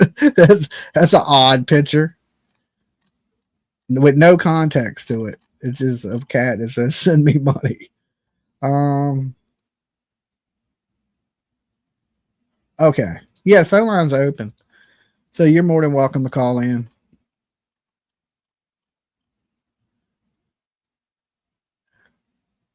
In my opinion, they all want your money. I ain't got a lot of money, but I mean, I got a little bit, a little something. You know what I'm saying? Dolly. Jimmy-san. What's up, ma'am? Not much. Just working on the tractor, trying to get it running. Does your wife think the tractor's sexy? Oh, yeah. Oh, okay. That's cool. She was out there helping me today. Was she? Yeah. We do everything together. It's like you and PJ. Jack and Lily. Mm-hmm. Where are they? Heaven? I don't think they were ever in the woods. Me I think either. they were picked up by a vehicle. I think it was arranged to happen. I just can't see some dude just cruising down the road because those kids weren't playing in the road. I mean, I don't imagine them in the first thing in the morning being just playing by the side of the freaking road, right? Out there where somebody could just stop and throw them in the car. Yeah, Somebody arranged the car thing. They had to. I mean, in my mind. I don't think there was ever a car picked those kids up. I believe they were taken away from. I think they were taken away from that home by somebody in the home. Me myself. Yeah. Oh, okay. You're saying one of those two took them. Yeah. And did something. Yeah. Hmm. Yeah. Possibly in the middle of the night. Yeah. I think maybe, yeah, because that morning was all just a pre-planned charade. Yeah. It sounded like. Yeah. Or one person was asleep and one person did something. And I mean, I don't know. If he was. The whole breakup thing, if they did it together, don't you think they'd still be together? Yeah. That's the one that throws me the most off, man. That's the only thing that my squirrels are like, eh? You know what I'm saying? This shit don't make no sense. It don't make no sense, right? Yeah, it don't make no sense. And I don't know. That's the only thing I can't wrap my head around. If they were in it together, That's telling me. why did Go they ahead. split up and start pointing the Yeah. fingers at each other? Because you would think you would stay on the same page. But I see no. You wanted to be successful. Hey, Your chances I are a got lot somebody better. from Nova Scotia calling in. Let me take this, All right. Mav. Peace. All right, peace. Dolly. Somebody from Nova Scotia calling. Hello. Hey, Dolly, what's going on? This is who? Sorry, I talked to you before. It's actually the girl from Nova Scotia who chatted before. So, Oh, but what'd you say your name was? my name is Sherry. Okay, hey Sherry. So what do you want to know? Do you want me to give you the pretty much breakdown of what happened today first? Yeah, give me the scoop. Fill me in. What I miss? So the fundraiser that's happening, basically one part of the promotion is Glow, costs $12,000 to bring the event for the kids. What damn kind of event they trying to have that's $12,000? So it's like bouncy castle stuff. It's a sorry, you're delayed because I'm seeing you on my tablet speak, but I'm not actually hearing you. Oh well, you got to talk to me on the phone. Don't worry about the tablet because there's a delay from the real time from the phone. On the phone, you're in real time with me. The YouTube is not real time. Okay. All right. I'll just not even look at it then. Yeah, don't look at the YouTube. Just talk to me. That's all you need to do. Okay. So Glow is like a big event place that hosts all kinds of things. Uh-huh. So for this event, basically, you say you buy a bracelet like a fair. You buy the bracelet and you can do different things, whether that be the concert at the end of the night or the event for the kids in the day. Uh-huh.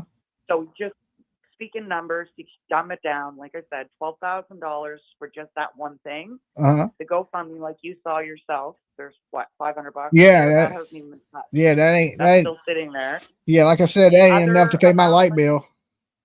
Right. The other amount of money that was raised, and it was raised from like bracelets and stuff like that. Uh-huh. And anybody that's already paid in and waiting on bracelets, they're getting their bracelets. Uh-huh. Like there's nothing. Anyway, that was about $1,200. Okay. So how are you going to make $12,000 out of $1,200? How is this woman supposed to put the event on? So basically, couldn't you pre-sell tickets? That's how we used to do it in the music days. We would pre-sell. Well, you're right, but the problem is that this is amateur, right? This isn't somebody who's dealt with an event before. Uh-huh. People usually plan an event months ahead of time. Yeah. This has like been put together so quickly. They don't have the local community on board. So this is what happened today that set it all off. There was a market today down in that local area. One of the vendors was talking to other vendors, trying to get vendors on board to come to this fundraiser. Uh-huh. The local said that they were not going to support the fundraiser. They didn't want it in their community. They're not happy. And I'll talk speculation in a second of my thoughts on it. But basically, no. So she had one vendor booked for the entire event, no local businesses on board, and $1,200. Uh-huh. What was she supposed to do? Right? Why not throw a smaller event and build up to the bigger event? Well, she did, because the person that's holding this event originally is the one that held the vigil. Uh-huh. So nobody did anything for Jack and Lily. This lady who lives 2 hours away, mind you, she's not local. She did the vigil. It all went off without a hitch. Yeah. But the vigil was cheap because it literally cost what? Candles and a couple people lamps. Yeah. Right? Yeah. Yeah. So after that, the groups all started up. And they were saying like, okay, let's do another vigil. And she was like, sure, I'll get on board with another vigil. Mm-hmm. Well, then it turned into, well, let's have an event. Let's do this. Let's bring fun for the kids. Oh, let's bring in, an artist to sing. Let's do this. And it grew. Now, this one woman was the only person who financially is attached to any of it. So there are a few different organizers. One is in Ontario, really good with techie stuff, computer stuff. There's Kent, who you hear a lot about and you do on Sunny. Great, fantastic guy in the community, but he's the only guy from the community. This other woman, Alana King, is the only woman that had financially put her name on all of this. So basically, when she got the call today saying, listen, we're not supporting you, the community's saying they're not supporting you, she's looking at, okay, I'm about to have a bill for thousands and thousands of dollars and nobody cover it. Well, there was a conversation between her and Belinda the other day, which is you heard today on Sunny's Live. That's true. And I didn't hear the conversation though. I think I got in there late. I didn't hear everything. Okay, so Belinda assumed from the event getting shut down today that it was because of their conversation the other day Mm-hmm. and them having mistrust in each other. Basically, what happened was Malehya's been in contact with both of them. Then Malehya shut the grandmother off altogether, deleted off social media, everything. Lana still had contact with her. Mm-hmm. And Lana had told Belinda that they had contact. And Belinda, sorry, I'm trying to stick with it here. It's been a very stressful day, as you can tell. Belinda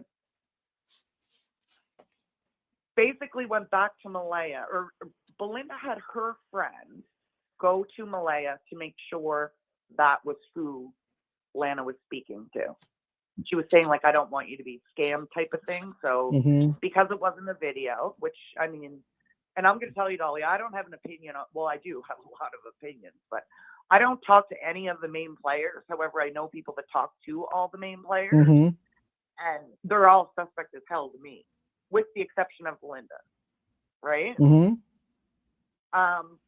yeah, that broke the trust in that relationship. So Alana was upset, Belinda was upset, whatever. They didn't talk for a few days. Then all of a sudden, the local vendor calls today and says, the community does not want you here. They do not want to support this. You're going to have to figure out how to pay this bill. And Lana's like, well, what? How am I going to do that? Like, what am I going to do? And I was like, you can do a couple of things. You can, what I would do personally is scale back and just do another visual. There's enough money there to get some paper lanterns and candles, unless a bunch of players jump in. But everybody's been bashing it so much. And then there's another side to it. And again, so this is my side. You're looking at a community that's grieving. It's a small, there's about 3,000 people in this community, okay? So it's not a big community.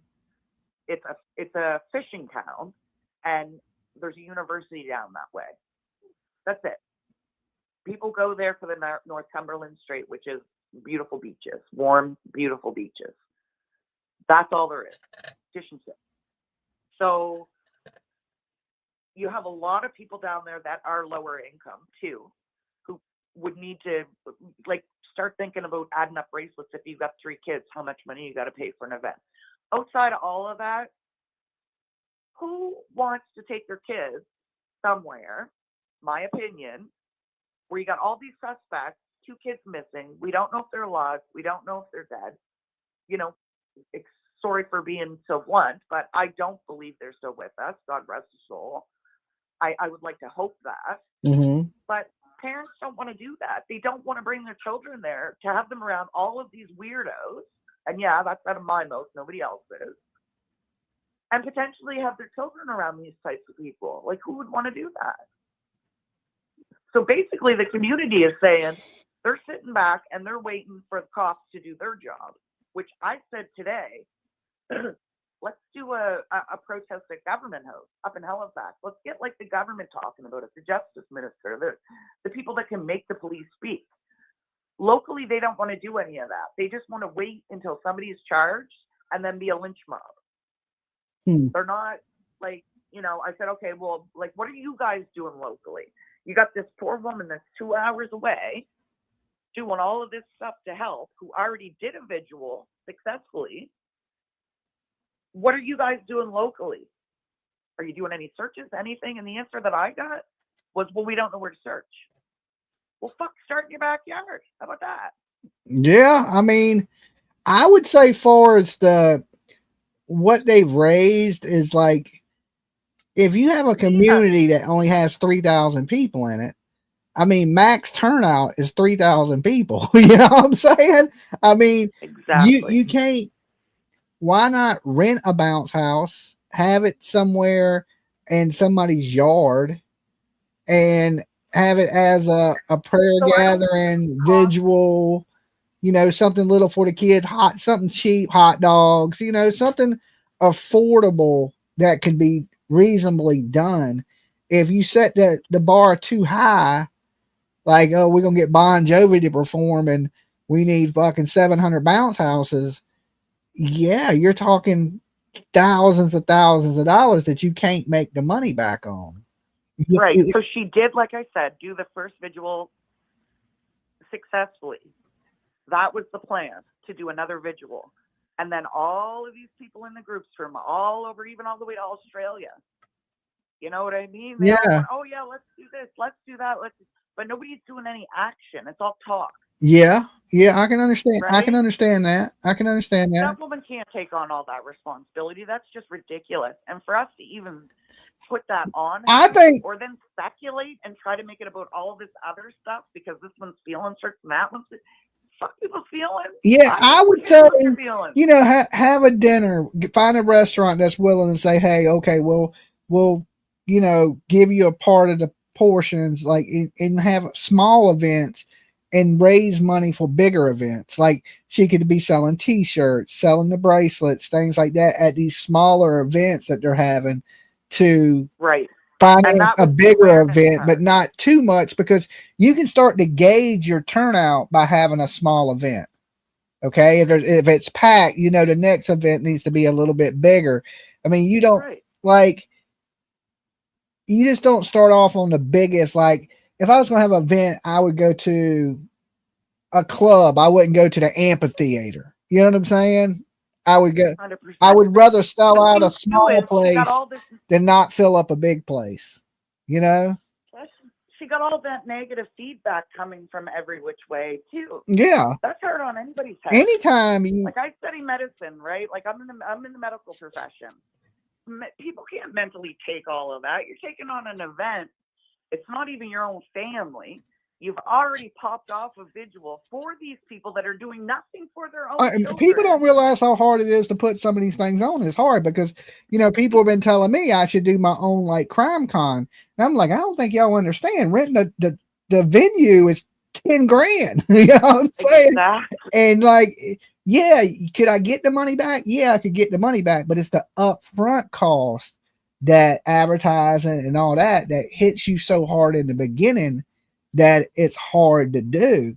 It ain't just, and that's why I said from day one, you know what? I'll show up. You can give me the tasks that you want to give me then, but I'm not signing up to do anything or committing to anything over and above that. Because, like, I mean, again, medicine, I can pump and blow. I'll keep your ass alive. But when it comes to all this planning and events, and I don't know nothing about that. Yeah. Right? Yeah, I used to be into booking promotions. I mean, that was part of what I did back in the day, but these days I don't do it as much, and I know it's a lot of work, and it's better to plan small and have more people show out than you can handle than to plan big and not lose money. Right. So I am going to tell you, Dolly, there are receipts for everything. For the very little bit monocule money that I told you is there, that you've seen part of it yourself. There is Google document with every single cent, you know, what went to supplies, what went out, what went, everything. So there's not going to be an issue to show people that. And if people really want their little pathetic donations back and not to go to ground search and rescue, then that speaks volumes of them. Well, I think to be like a petty donation, but that's a little weird to say, because petty would depend on your finances. So if you have $100 to your name and you give up $5 that to me ain't petty. You know? Okay, no, that's right. That's fair. Sorry, I'm looking at it. Now, if you got $1 million and you give up $5, then that'd be petty. But you don't know people's financial situations when they give. If they give $1, that's awesome. You got to be grateful for every penny. I was looking at it more of the cost of what the event costs versus the money there. So really, I'm looking at a small amount of money to pay a big bill. I shouldn't have said it that way. You're 100% right. You know, so it all depends on your finances of what's petty and what ain't. It's the point of people giving from their heart. and 100%. all of it matters, and that's just it. A share, us talking about it. Like I said to Alana, whether people are talking about it in a negative way or a positive way, they're talking about it. And our media is so censored here. It's overkill. None of our main medias are doing anything. Like, I mean, at the end of the news, 6 o'clock news, why can't they put a picture of the kids up for 10 seconds? I like what I like what New York Leo said. He said, hire Cadaver Dog with the money. Raise money. We don't actually. The only cadaver dog that the RCMP had in Nova Scotia has retired. His name was Doc. We don't currently have one. Well, I'm sure somebody in that damn country has a damn cadaver dog. I don't think there's only one cadaver dog in the whole country. No, all of Canada, the RCMP have 10 cadaver dogs. Yeah, but I'm talking about there has to be individual people that have trained dogs too, There is a really good trainer over in New Brunswick that I was reading up on his information. And I know he does train them and has been involved in it for like 30 years. So if anything was possible, I think it would probably be him that would be able to do it. But again, you need the money to be able to do that too. And that's only something. This is one of those things to me. Okay. So say you take $13,000 and you put it into a gathering to raise money to spread awareness, right? Wouldn't it be just easier to take the $13,000 and spread the awareness than having the event, unless you were trying to make even more than the 13,000, which don't sound like you can. So it seems like the better route would be just to take the money you already have and spread awareness with that. You see what I'm saying? Yeah, but that was the original plan. That's what I'm saying. That's what it was set up to do. The original plan, wasn't even a GoFundMe. The original plan was, bracelets, T-shirts, posters. Yeah. Kent just did a big parade in River John up here yesterday, which is a community not far from Pictou. He rode in the parade with a huge sign, bringing awareness to Jack and Lily. Things like that. That's what it was about. Yeah, I think. And then everybody wanted to sell the T-shirts and the bracelets, and then put out a like my church does. They put out a little thing that tells you where all the donations go. Like a spreadsheet. She does have track of all of that, but to be honest with you, Dolly, since she announced the shutdown, she's been receiving death threats. People like it. Well, it ain't like she raised. Okay. I mean, at the most, she's raised what, $1,700. So I'm gonna say 1,200 and 500. 17. So yeah. $1,700. Yeah, it ain't like it's $1 million she's raised or $20,000. But all these people seem to think it is, even though it's all accounted for. Now she's getting all of these death threats and you did this for personal gain. Kent started getting it tonight. Well, I noticed this. Usually the people that complain are the ones that were going to do nothing for you anyway. Exactly. And I told her, don't be afraid, man. Yeah. Yeah. People. You've already proven to put on a visual, have it be successful. Like, ask these people when they say this stuff, ask them, what are you doing? Because you know what? I know for a fact, Malehya was given flyers to put out of her own kids. She didn't even go get her own flyers. Huh. So how's that? And Malehya, if you're listening, my name's Sherry. You're welcome for Tea and Crumpets anytime. I'm not playing these stupid games. If you believe the children are alive, tell the police where they are. Get out there and beg people to ask to help you find your children. Yeah, that's what I'd be doing, putting search parties together. That would be. You don't have to answer any investigative questions. You could be like, hey, we're going to put search parties together. We need money for pizza and Gatorade. Okay, so we can feed the searchers. With your lawyer holding your hand to say yes, no, maybe so, and beg for people to look for your children. That's what I have never in my existence seen a mother not beg for help. Like guilty, not guilty, nothing. I watched, in the Sebastian Rogers case, I seen Seth get hundreds of people to come together for a prayer vigil, but didn't try to get those people to search for his kid. And I never figured that. I was figuring, okay, if you're going to do a prayer vigil, why not get them people to help you search and then do the prayer vigil at the end of the search? And then you get all those people coming out to help search, and then you still get to do the prayer vigil. And usually most churches will host this stuff for free. You know, you go to a church and say, hey, we need to use the church for an event, and we're trying to bring awareness to missing kids. And, you know, they do it for weddings and all kinds of stuff, but they'll let you I'm a use the Baptist church. girl. I'm with you. They'll Yeah, let no, you they use do the the sweet church. potato for sure. And if anything, they'll help you, not charge you, and do the events like that. And it when you do an event for a good cause, it really don't take a lot of money. It's just you can't, you know, instead of doing bouncy houses, why not do face painting and a clown with balloons? You can get Yeah, but somebody to now at the volunteer point for that, where you know? now at the point all she's getting is death threats. Like, would you really want to carry on? Well, I got those a lot. Right? And I this get is death not even threats a her lot. community. I don't even pay them no So she's mind going no to more. travel to another part of the province in a vulnerable place.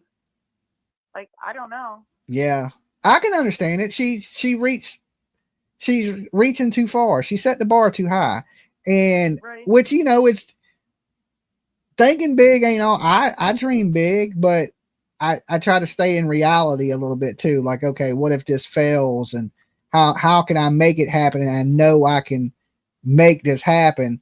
And like I said, is she has to realize it's better to sell out an event than to not pack an event. So sometimes a smaller place is better because it appears to be more people, right? Well, and you know, having the smaller event, like you said, it shows who's going to come out to support a following event. That's right. Yeah. Right now, she has no idea. Yeah. She has word of mouth of a small community saying, no, we're not supporting this. Yeah, because I think most of the So- community believe that the family's responsible, and if they're not clear where the money goes, you may start thinking this money goes to Daniel or Malehya. And I agree, and I can tell you and your viewers 150%, no family member will see that money. Any money that is there will be sent to ground search and rescue. And whatever they choose to do with it, if that's buy a piece of equipment for searching, like they have put thousands of hours in on the ground for these kids. If they were asked to come back out again, they would be there in a second. I know people personally who have been out there. And if another child, God forbid, went missing tomorrow, they'd be out doing the same thing for them. So I think that that's a perfect place to put that money. Yeah. I mean, y'all could hire that dude on YouTube, the Mexican diver, to go check them lakes again. You know, you get him into Canada. He's an underwater search and rescue people. I mean, yeah, no, I know who you're talking about, actually. Yeah, no, that's a good idea. I mean, that's what I would say. Put on small events and raise money to fund the search effort, since the police are not searching anymore, to fund the search efforts. I want to see the local community get involved. Somebody has to build it. If nobody's building it, nobody's going to come. You know, you ever seen the movie Field of Dreams? You build it and they'll come. If you start searching, other people will volunteer to help you search. But if there ain't nobody out there trying to put the searches together, ain't nobody gonna come out there and search by themselves. People want to be a part of a group. And I seen somebody today trying to organize a search, and not one person jumped on board with them. Well, that's terrible. That is terrible. Because they say they don't know where to search. And I mean, it is a difficult terrain, of course. Well, and Nova Scotia has a lot of woods too. I mean, you grid it out. You take a map and you take a highlighter and you grid it out. And as you search it, you mark it off, mark it off, mark it off. You take a goddamn stick and you poke and you walk and you. And look, here's the thing: is there's been areas that police have searched 2 or 3 times, and then searchers go out there on the 4th time and find remains. Dolly, there was a guy that went missing in Cape Breton. I'm going to give you Cole's Notes version. Police did arrest somebody, didn't find a body. The man's father found his son's body like a month ago, after 2 years. Yeah. Okay, one story. Another story, Devin Marsman, 15 years old, killed by his cousin in Spryfield. They ended up finding his body now after 2 years, way out in Selma, which is like an hour and a half away. So are they working and doing stuff behind the scenes? Yeah, okay, maybe they are. But 2 years is too long to me. And when I say to the locals, like, guys, you're at 3 months. And they're just sitting back saying, well, what do? We don't know where to search. Somebody tells us where to search. But you know what? That's not how I would look at it, because when Devin Marsman went missing, his family kept it in the spotlight, and we searched everywhere. Didn't matter. Places that didn't even make sense. And guess what? We found him at the opposite end of the province. Yeah. So it can work, but you got to have the people, and you got to have the coverage. And unfortunately, we don't have that here. We don't have the media coverage. The best we have are some of you YouTubers, which I'm not saying anything bad about that, but a lot of people here, it's the older generation. They're retired folks, right? So they're not on YouTube and they're watching the 6 o'clock news. Yeah. Right? So it's just not getting the exposure, and we need it. And we need Nancy too. I'm begging for Nancy. I'm the one jumping online every 3 days telling you, get that goddamn passport and get up here. I'll show you the sites while you're here. Like, come on up, Dolly. Use that big boisterous voice you have. Help us, because this is crazy. It's definitely getting crazy, and you're absolutely right. Hey, but look, I appreciate you calling in. Yeah, I just want to let you know quickly too. Your viewers are going to be upset because you said it was a 5-minute time limit and you took 25 with me. But okay, have yourself a good night. Remember, Sherry loves you. All right, you be good. Peace. Bye. Okay, so what do I take from that? Okay, let me tell you what I take from that. Is you playing too big, right? Like, we want to get this band and we want to have all this stuff for the kids. Well, you got to think of ways. Well, we don't have a big budget. How can we make little shortcuts or things that are cool that don't cost as much? Get one of your buddies, dress up like a clown, make some balloon animals, do some little face painting. A lot of ladies know how to do makeup and face painting. There's things you can do with kids that is not super expensive. And, church groups and different churches to hold the event at. So you're not paying for these big ass places, or somebody's house, or, especially if you live in a rural area, usually yards are really huge. And instead of getting a band, get one dude that plays the acoustic guitar. You make little shortcuts. You pre-sell to the event. Like, especially my band days, we would play, let's just say a big place here to play would hold about 2,000 people. The Norva up front was $2,000. Okay. So we would go get other bands that would open up for us and say, hey, you got to sell 50 tickets. You sell 50 tickets and you get about 4 or 5 bands to play together. That's enough right there to put on the show. Pre-sale tickets, you go pay the Norva, right? You get the venue, you play, you make a little bit of money, especially for the promoter that puts it together, because it's only $2,000 to rent the venue, right? So after that $2,000 is paid at $10 a ticket, right? You got 500 coming from each band, right? You got 5 bands. The opening bands pay for the venue, right? So, and then anything that's sold after that at the door, say the promoter makes it. Okay, so you're paying for the club in pre-sales. That's how it works. That's music 101, right?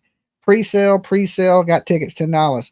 They're $20 at the door, right? So more people are likely to buy the pre-sale tickets because you need to sell these pre-sales. And the way we did it was like, if you couldn't sell 40 tickets, you couldn't play, right? So you had to be at a level of a band that at least 40, 50 people are going to come out and see you. Now, some of them nights we would rent the club, there'd be 2,000 people show up, right? Now you do the math, it starts to add up, right? You start to make money, but the more you promote it and the more you do that. So then we would take pre-sales, and there were shows we would have 10 bands on, right? From the time you got there was always a band playing all the way up to the final band. And then we would take that other money and use it for radio promotion. Right, we pay the radio station $800 because that's usually what they would run, like 2 weeks out for $800. They'd run commercials on the weekends. The major radio stations like FM 99 here where I'm at, and it was like $800. So that helps get people there at the door. That don't help your pre-sales, but that helps the door money, right? Because the door money is where you're going to make your money. The pre-sale is just to pay for everything. And then you make your money at the door that night, because then tickets they jump up from 15 to $20. So you're making twice what a pre-sale ticket would cost. And that's people that just walk up that just didn't buy a ticket. They hear your buddies go, "Oh, we're going to this concert," and then they go, "Wow, we want to go." And the next thing you know, you get that trickle effect, and that's where you make your money back. That's how you would profit off of something. But I never did that for charity. I did that for profit. You know what I'm saying? So we would constantly be booking different venues and having up and coming bands open up for us. So, and basically without those bands, you need everybody to make the magic happen, you know. Pre-sale house, Dolly. Must be the money. But anything in like that type of stuff, it takes money to make money. You ever heard that saying? It takes money to make money. It does. But there's things like in this, I would have suggested they do smaller events, manage something they can manage. If they're not used to putting on things that are going to house 2,000 people, then don't try to do something with 2,000 people. Try to do like, and even that, like I said, you can rent a venue for $2,000, right? $2,000, rent the venue, rent you a clown, some balloon animals, you know, get somebody to play some damn, you get a lot of bands that just want to play, right? They just want to play. They ain't got nowhere to play. They'll play a show for free. You know how many shows I played for free? And when I was in music, I played so many shows for free. I can't even count them. House parties. We played in cornfields, tattoo shops, bars, pizza places. I played a little bit of everywhere, but I also played some big ass venues, and I also played the amphitheaters. So, but when you start playing those little bitty places, you start building people up, and then you work your way up to the big spots, right? So we'd play 100 little shows to get that one spot on a big show. And it's just the way that works. So you gotta know what you're working with. If I had $1,200, I know I can't go rent a 2,000 seat venue, right?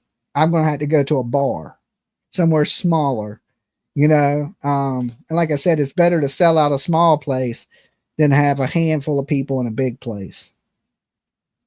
So I wish them nothing but luck with what they're doing. Is you got to do everything within reason, you know. And I'm going through the same thing right now because I want to put together like some type of YouTube event, you know, and the only venue that would house something like that around here, it's expensive. And we're still going to see if we can do that, right? So I'm battling my own battle with that one because I want it to be the same way. If I do it too big and then the turnout sucks, then we just in the hole, right? And I'd rather it be small the first year and see what the turnout is, and then as it grows, scale it up. You know what I'm saying? Instead of doing something really big the first time and it flop, right? Do it smaller and know it's going to be a success either way, right? That you do something where you know that you're going to at least break even, right? If you break even, that's a success, okay? If you make money, oh, that's even better. But if you break even on the first thing you do, your first event, you go out there and you break even, as a promoter, that's successful. Okay. Just break it even. If you go out there and make some money, great. But if you can at least break even to where you're not paying out your pocket to do this, you're good. And that's what I'm worried about with putting on this YouTube event, is at the scale to get people interested in it. It's a large investment, and I just don't want it to flop, right? People not show up or be like, oh, that, you know. I just need Turtle Island back at Dolly. Turtle Island will be back in 2 weeks. So that will start back up, you know. And I don't know. We're going to set up some type of event here in Virginia Beach, right? Once a year. I don't know exactly what it's going to consist of. And when I go to do that, I'm going to put a big group of people together to help me with that. As far as the booking, promotion, like location and everything, I'll take care of. A rent hotel, it'll be at a big hotel, and we're going to use the big conference areas in the hotel. I mean, I know where the event will be, and that's the thing, is it has to be at a. It's a lot. It's a lot, and like I said, I'm in the same boat as that lady, right? Because you have these big plans, but if you don't know the turnout, it could get sketchy, right? But I know with the right stuff, I know about the turnout I can get. Because one thing I do know around this area where I'm at is music. Okay. So what I would do is take that, add some tattoo artists, add some music, and then even if the YouTubers didn't have a big draw, the artist and the tattoo artist will. Okay. And then you throw in a couple B-list celebrities, advertise it on the radio, which then puts me in there about $6,000, $7,000 investment. And then that ain't so crazy to make back at $20 a ticket. You know what I'm saying? So I think I could do it just on a local level and make my money back. Now, as far as people traveling in and see, you know, for their favorite B-list celebrity or YouTuber, then that would just be extra, right? That would be where I may make money or break even. So who would I give the money to? Hey, you got some money to give away? Dolly got to eat. Okay. I'm just playing. But I do got to eat. So we want to plan a year out though. So whatever I plan this year won't happen till August of 2026. All right. So we're looking for our first event to take place early August of next year, which will be a big YouTube event here in Virginia Beach. So because we're going to build the website, the promotion of it, the advertisement of it, the venue, and have it booked and locked in for next year. Because I've been, you know, like I said, I went to these crime cons and Galaxy Con, and I seen what works and what don't work, right? And I think I could make it happen on a little bit, well, a lot smaller scale, right? But CrimeCon's not real big. It's not. CrimeCon is probably at the most 4,000 to 5,000 people. Okay. Now I don't think I could do 4,000 to 5,000 people, but if we could get a couple thousand people, be great, right? And Galaxy Con is like 20,000 people. It's huge. It's huge. It's massive. We know we can't do that. Okay. Crime Con, I think I could scale it to about half of what they're doing.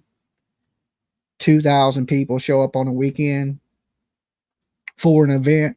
I think is reasonable with the right people, the right stuff, you know, and a couple decent celebrities there. And I think you could make it happen. So if you try to go too big, like just say I was like a super big dreamer and I'm like, okay, I want to rent the convention center. Now you're talking $15,000 deposit. And then, you know, you get 2,000 people show up at $20. You can't even pay the venue, right? So you got to be reasonable in what you're trying to do. And and a lot, especially when people are sketchy about what you're doing, right? Like, not what I'm talking about, what I'm doing, but I'm talking about like these GoFundMe's for missing kids. That's why we don't try to do that stuff for missing kids. Like when I tell people they're donating to me, they're either donating for me to eat, travel, but I let you clearly know how your money is going to Dolly. You know, it ain't going to this or that. Now, do I spend money on those things? Yes, I absolutely do. but I don't advertise it as that. It's just like, hey, you want to give Dolly a few bucks, break a player off. You know what I'm saying? And that way, people don't say you're a scammer or any of that, because I told you, hey, the money goes to me. You know what I'm saying? It ain't going to anything else. Now, what I do with that money is I try to do good things with my money and help and cover these missing kid cases and stuff like that. So it actually goes to a good cause. But I let people know straight up, hey, you're donating to me. Now, when you get into these cases like this, where the parents are suspects and then you got somebody else taking funds, people get sketchy about it. I get it, you know. Best of luck to all your wild adventures. Thank you, Don. I got a bunch of, I've got a bunch of wild adventures, that's for sure. And I hope to have a lot more, So I do want to put some type of event where we can all gather, at least a gathering of the turtles every year anyway. But I would just be one piece of the big puzzle, and make it cool. And what really has brought this on is them denying me being a part of CrimeCon, which, like there's some true crime channels out here, but I'm a daily true crime channel, right? And I wouldn't say a big channel, but I wouldn't say a tiny channel, right? Right now it's 3:00 in the morning almost. There's over 1,000 people in the room. That's 1/5 of their entire audience at CrimeCon. But yet they will not let me take part in it because they say I'm too controversial. And I really, truly do not think I am that controversial of a person. I don't. I give warnings. I say everybody's innocent to proven guilty. Like I don't get the hatred from me, I mean, maybe I'm not your typical true crime person. I notice a lot of this. The true crime people are more the bougie ass, rich ass people, forensic pathologists, and I'm just an idiot, right? So I'm not very well accepted by them people, and it's like, but my channel does better than yours. Make that shit make sense. I would feel bad if I was them, that an idiot does better than me on YouTube. You know what I'm saying? I'd be like, damn, maybe that's why they don't like me. They're like, damn, this idiot's doing better than we are. Right. And even my videos do more views than CrimeCon, their videos. So I don't know. Again, Dolly, due to speakers in booth, people get into seats with other creators. I don't think you're either, Dolly. They're lost. Well, I just like to plug my stuff to new people that may have not have seen me on YouTube, in the true crime world. And that is the biggest event in true crime is CrimeCon. And they've built it over the years to make it into the biggest event in true crime. So it kind of sucks that I can't be a part of that because somebody got their feelings in a bunch about something that I have no clue. But I don't think I'm no worse than anybody else on their whole roster, right? I've seen who they got, and some of them people have done way worse than me on YouTube, and they're allowed to be at CrimeCon, okay? But Dolly ain't. It will fade. I mean, I don't know. That ain't the point. The point is that I'm not accepted by my peers, which pisses me off, right? I don't need acceptance, but hey, I want to take part, right? What better true crimer is there than me? None. No, there's some good true crime people out there. I'm just playing. That's all jokes. But I think I rank up there in the on YouTube. I would say I'm in the top 15, right? You got 100 people and not one of them, Dolly. I don't rank in the top 100. There's no way. There's just no way.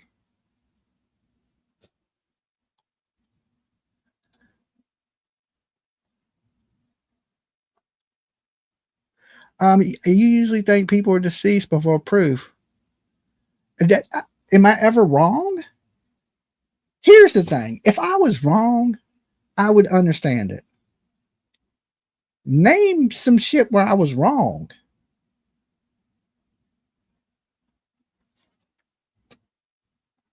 If I was wrong about something, I could see it.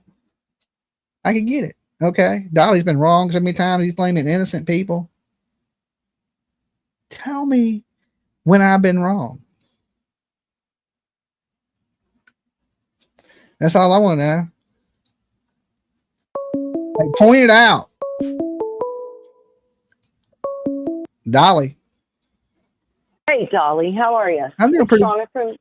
Hey, Shauna. Oh, sorry. I don't mean to overtalk. I just always forget to tell you where I'm calling from. It looks like you had a great time this weekend. That's awesome. But I just, and this may be petty, but I just want to understand who this Grandit or Grandex person is. Who? In the, he's or he or she is a member.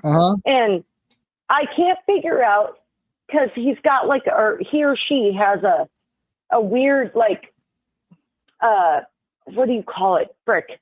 The way they post their name is not like normal. In my chat? Oh God.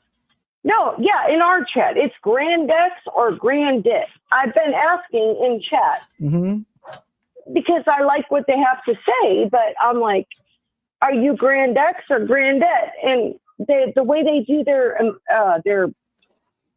punctuation, or oh Jesus Christ, I'm looking told.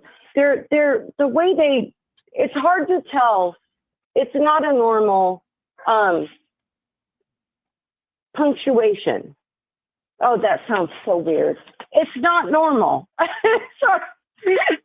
It's hopefully they can hear me and they will understand, because I've been trying to reach out to them through the chat, but it's either Grandex or Grandet. That's all I want to know. Is it Grindale?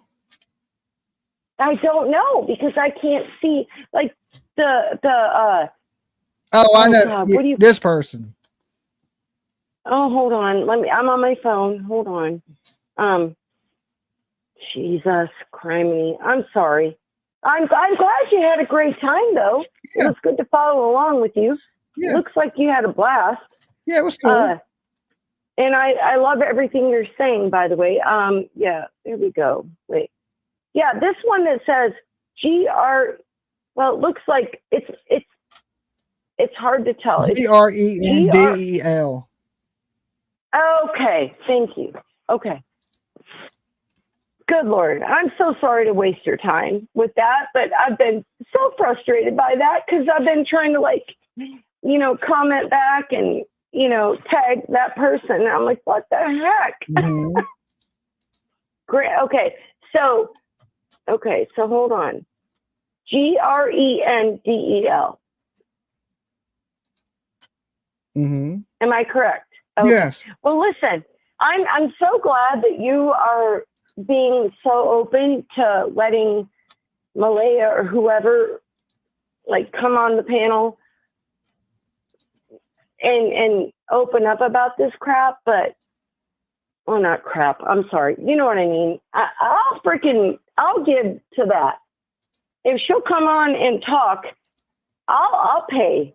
Yeah, like, not the whole thing. I'm sure a lot of people would contribute. chip in. I know a lot of people have said that. Yes. It's crazy. Like, come on. If it's going to take something financial to get her to come out on a channel and talk, then yeah, I would contribute to it, to any channel that could get her up there. Yeah, and I love what you said about that, because it's about the kids, And anyway, I'm sorry. I'm so sorry. Right. I love you guys. All right, you've been good. Thank you. All right, baby. Thanks, Dolly. Dolly. Oh my gosh, I've never called in to any show on YouTube or anywhere else, so I'm very nervous. Okay, well, who is this and where are you calling from? Hi, my name is Jeanette, and I'm calling from Maryland. Hey, Jeanette. Well, don't be nervous. I'm pretty chill. Okay. Okay. So I really feel like the theory that you sort of started to like talk out like last time, like makes the most sense to me, in that both Daniel and Malehya like were just like all about Meadow, and they, because the kids were obviously getting hurt, CPS is already involved. CPS was probably about to get more involved, like with the additional black eyes. That I think that they like possibly killed them to prevent Meadow from being away. It's so insane because if you just didn't want a kid, I mean, there's people that Having a gut would feeling love isn't to a bad have them. thing. Oh, absolutely. I mean, I had fertility treatments to have my son, and I did end up having my son, but lots of people adopt, and the other little boy that you the other mother that you go after a lot, that already went to jail, that little boy, anybody would adopt that little 2-year-old I know. boy. Somebody said something about that's probably why Crime Con won't let me in because of the Leilani stuff. But here's the thing about that is I was 100% right about Leilani the whole time. I was bringing things that in the Leilani case that the news and the police didn't even know. You know what I'm saying? So I mean, they may think that, but you can't judge somebody off of one event forever, right? Forever. I've done a lot of good in true crime that maybe a lot of people don't see because I don't make it public. But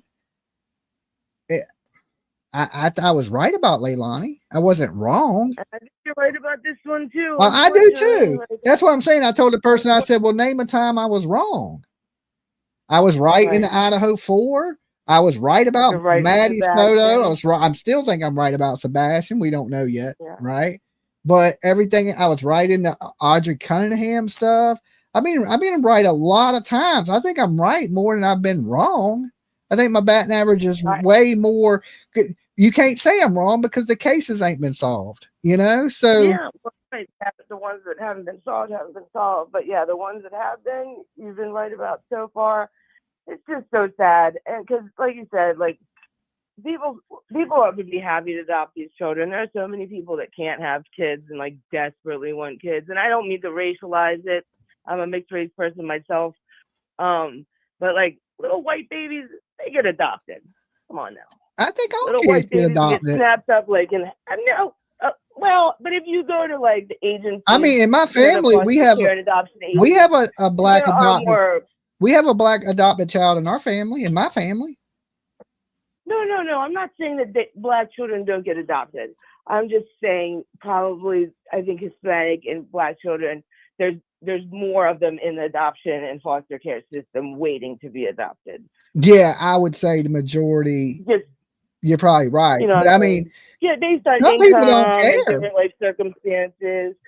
Some people just want a kid. They don't care what color they are. Awesome.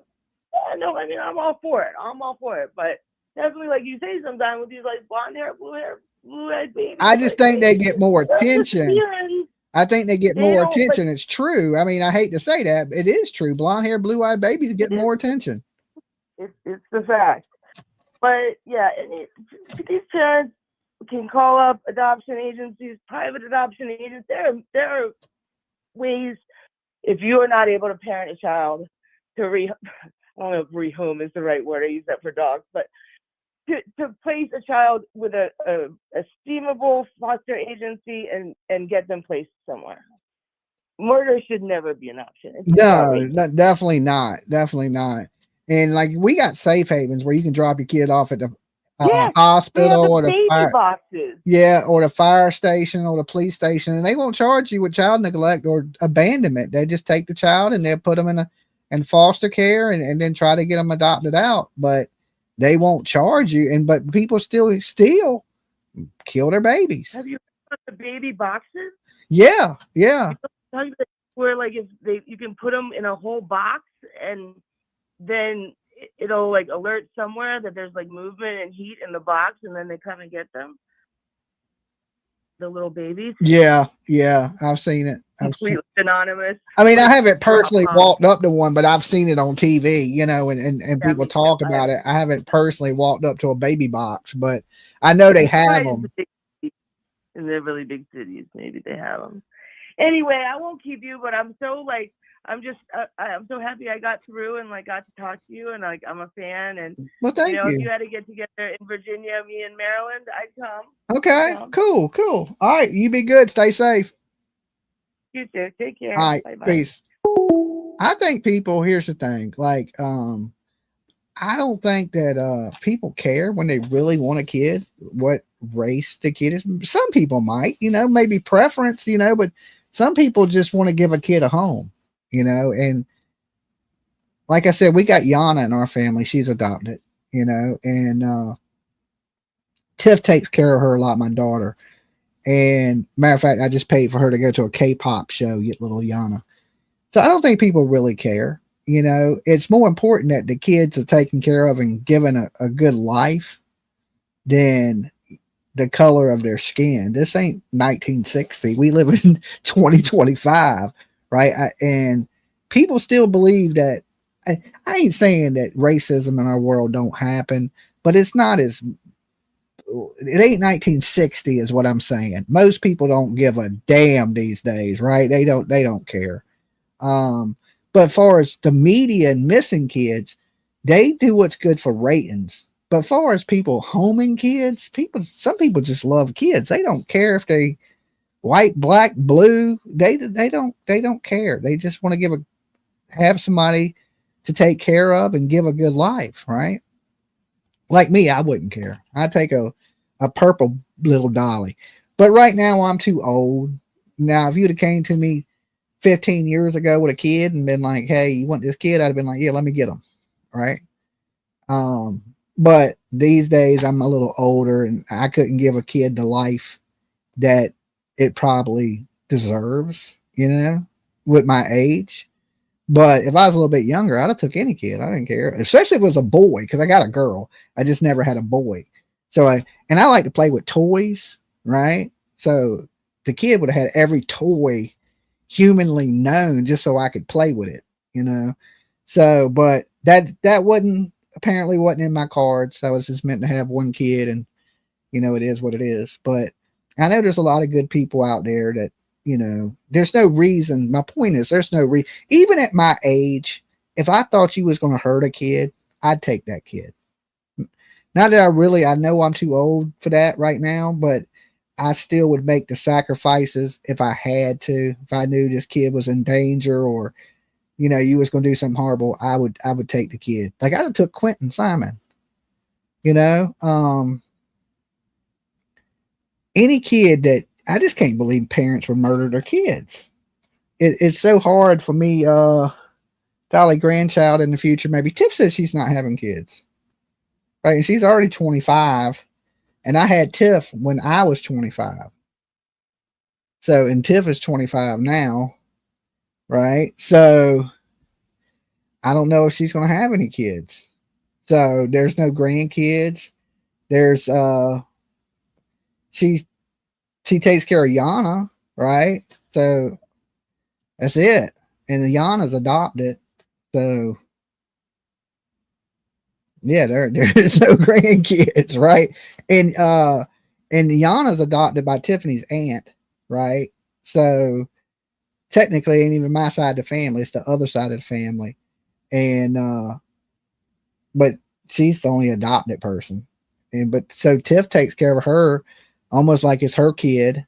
And you know, so I don't know. But I figure at this age, I'm too old to be having any kids. That's for sure. And I got Ava, which is PJ's daughter. You know, she's cool, but there's no boys, right? And you know, most men. Look, I'm glad I had Tiff. If I had a choice to go back in time, would I change to having a boy? I wouldn't. I love my daughter to death. She's like my whole world. But did I want a boy? Like I was, most men want a boy, you know, so they can play baseball with, play with Transformers and GI Joes. So I wasn't never blessed with that. It's always been a bunch of girls, right? So it is what it is. It's just think we sure okay. Empty nesters have a lot to offer foster children.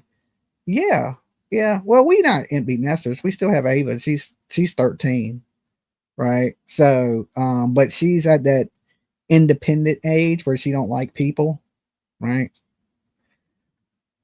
Yeah, she acts like she likes you, but I don't really know, right? She's just like, hey, yeah, right to the room, like, okay, you know what I'm saying?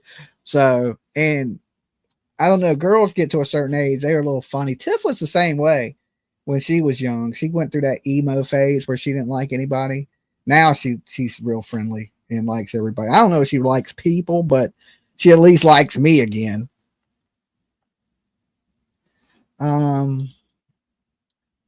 Couldn't handle a Dolly Jr. I don't know. I think Dolly Jr. would be cool, a cool Dolly Jr. Like I said, if I wasn't 50, I would go out and adopt a kid, right? Because I could give a kid a good life. But my age, it'd probably be bored and like, this sucks. Your son is awesome. See what I mean? I could play some catch, some football, go skateboarding, right?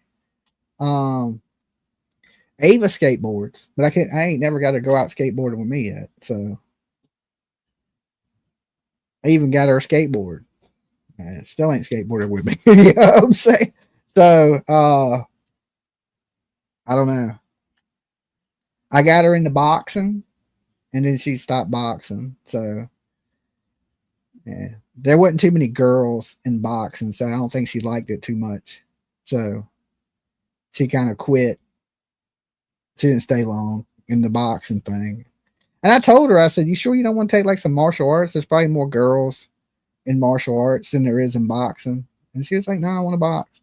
And then she got in boxing. It was all dudes. And she was like, yeah, I ain't feeling this. I think you're right, Dolly. If M is innocent, she would come out. That's what I'm saying. If you really want to bring awareness to your kid, now is the time to talk.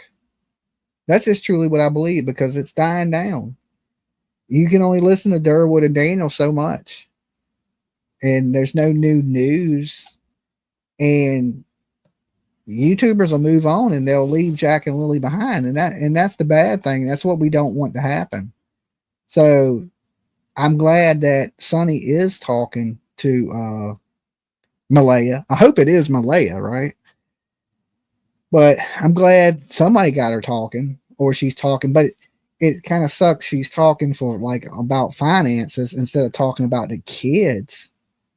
That's the weird thing. Like you're concerned about where the GoFundMe's are going, but you're not concerned where Jack and Lily are. We foster a 14-year-old boy in our 50s. Oh, okay. Well, that's good for you. You may be a little more healthy 50. I don't know. I just don't know if a kid, I just don't know. I don't know if I could go back to, I know I couldn't take care of a small child. It would have to be, I don't know, maybe a kid 11, 12 years old that could semi defend for themselves would probably have the best life with me, where you can go make you a sandwich and I ain't got to go do it because you wait on me, you might starve to death. But if you can walk and grab one out the fridge yourself, you know what I'm saying, and go watch some, Hulu, yeah, I probably could take care of you, and you would live a good life. But as far as taking care of a little kid, I don't think I could do it at 50. I don't think I would want to do it at 50, so I wouldn't want a small child. Maybe teenage boy, you know, like, I don't know, 10, no, about 11, 12. Somebody I can play football with, still buy cool toys, dirt bikes, four-wheelers, you know, and stuff like that. They can go do those things with me, you know. But far as like hearing a baby crying, oh no, I don't think I can do it at 50, you know. So, or like changing diapers or anything like, no, no, no, no, no. Them years are done. I ain't never going back to that. You know what I'm saying? Coming up on the 4th month, Jack and Lily have been gone. I thought it was 3 months. They've been gone since May 2nd, May, all of May, June, July. You're right. It's coming up on almost 4 months.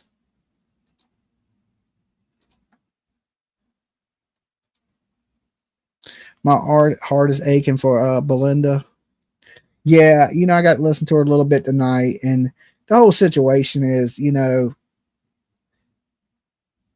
she's the only one that I find to be believable. You know, she even said, you know, the problems their son was having, she was open about that, and that, you know, that Malehya had cut her off of being in the life of Jack and Lily around the same time she got up with Daniel, which, you know, and then people were saying Daniel was jealous. He didn't want her talking to them because of her ex. And I've seen dudes like that. I mean, that's believable, right? Because sometimes guys are super jealous. Sometimes women are just as jealous, but a lot of guys be acting like that. Like, I don't want you to have nothing to do with your ex, right? I'm not like that, right? Because, you know, I know I'm not Ava's dad, right? Ava has a father. So I know PJ is going to have to talk to Ava's father. They got a kid together. So I never try to interfere in none of that stuff. Like, that's, you know, I wouldn't want anybody to interfere in my relationship with my child, you know? And I know there's times that I have to speak to Tiffany's mother. Just hope it ain't a lot. Like, I talked to her the other night. Well, I didn't talk to her, but I could hear her in the background. Man, that's bad enough, right? So Tiffany got in a car accident the other night. Thank God she's okay. All right. So she was leaving Richmond and a concert. She flew in from Florida, back from Florida, and her mother went to a concert in Richmond. And when she got on the interstate leaving, somebody rear-ended her in her car, which sucks because that car ain't even paid for. But the person had insurance, so I gotta help Tiffany with filing the claim on her car, right? Because, you know, dad's job's never done. She's 25, but she ain't never been in an accident, so she don't really know what to do. And she called me up and she's like, this old ass man just hit me. Right? And I was like, well, how old is he? And she said, he's 55. I said, Tiff, that ain't old. I said, that ain't old. That's only 5 years older than me. But that's what she said. She said, this old ass man just hit my car. And I was like, well, how old is he? 55.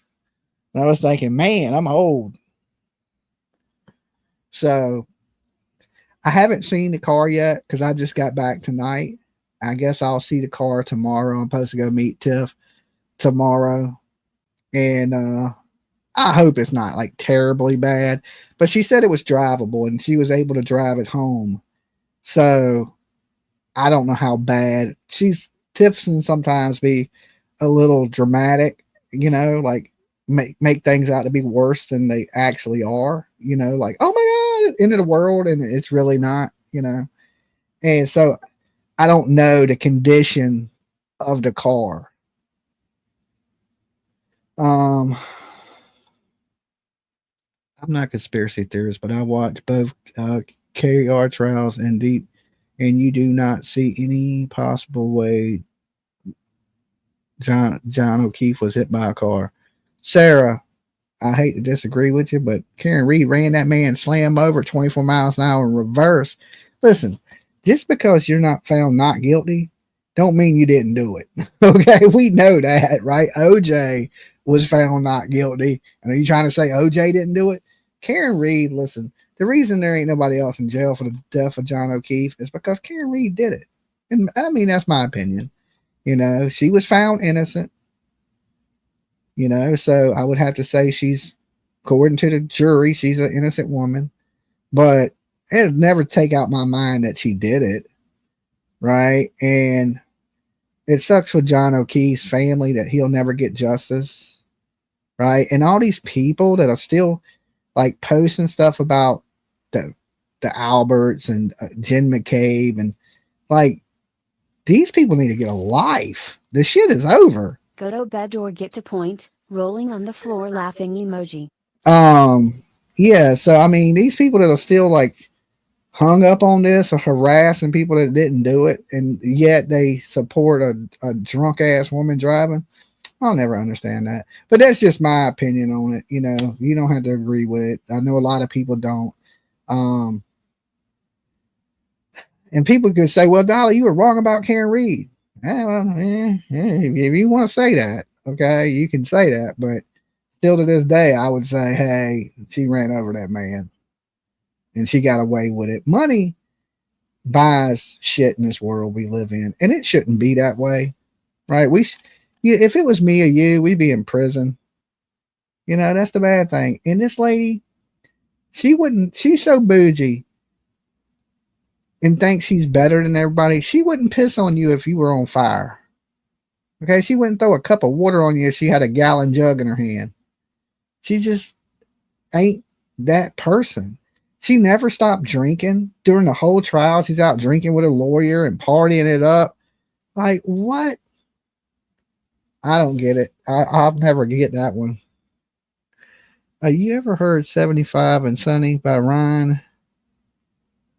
No, I don't think I've ever heard that. I 100% agree, Dolly. Money talks, tainted jury with the mob. I mean, I don't know about all that, but I just believe she's guilty. I don't know if she meant to do it, but she did it. Right? I ain't going to say she purposely ran over John O'Keefe, but she purposely ran over John O'Keefe. I don't know. That's just my belief in that. And so far, I haven't been wrong on most stuff. I mean, you can say Karen Reed. I give you Karen Reed. I said they were going to find her guilty, and they didn't. Okay, so you got me on the Karen Reed one. But I've talked 100 different cases, right? I'm wrong on Karen Reed. That's still batting 98% right. You know? If I give you Karen Reed, and look, that one's debatable. Let's be honest. Karen Reed is debatable. But everything else, I've been dead on. Like, Dolly, I just got my 1 year. Welcome. Awesome. A year. Does anyone have any good true crime documentaries? Oh, I just watched one. The Family I Had. I think it's on Prime. Good show. Thanks for staying up with us, night owls. Thank you, Diamonds. I watched it on Prime. It's called The Family I Had. Anybody seen it? If you've seen it, press 1 in the chat.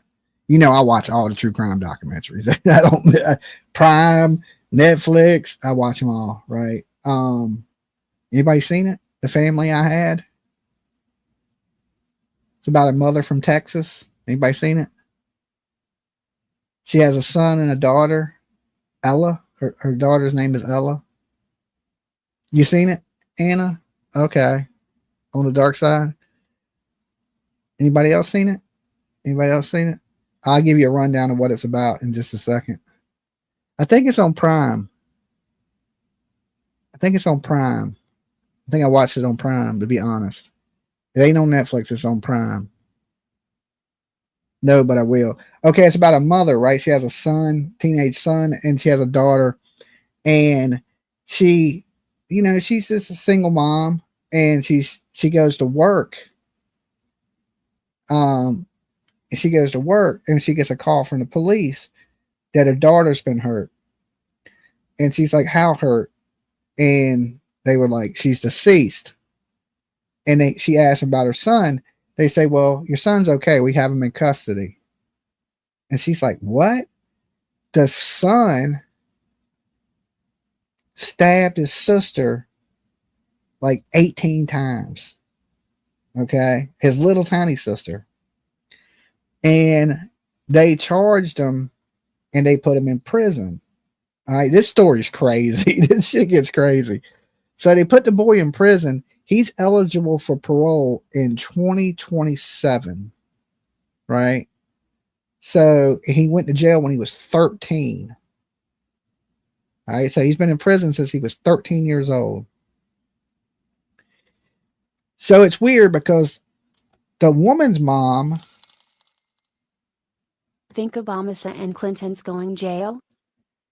I don't know nothing about that, Jay. I don't know nothing about that, but thank you for your $2.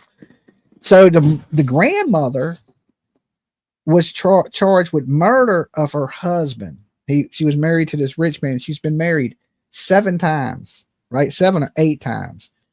And she married this rich dude, and he gets shot and killed. No, listen, no, this is how crazy it is. They get divorced, right? He remarries her, and 57 hours later, he is found murdered in their house. Okay, this is the grandmother. And the grandmother says some stuff like this, like, I don't have to manipulate people or the jury anymore. She said some cryptic shit, right? So the grandmother is something in the bloodline, right? In genetically, but her grandson ends up murdering her granddaughter, right? It's just so it's weird. It's weird like that. And then the boy has been found to be a sociopath. He's went to different doctors.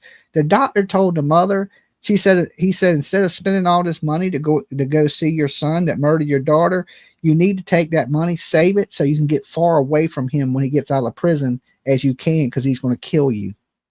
Right? So she still loves her son, even though he murdered the daughter, right? And now she has a new son since the guy's been in prison. She had another kid, and she allows that kid to talk to the dude that murdered her last baby, right? It is just the weirdest document, and it's called The Family I Had.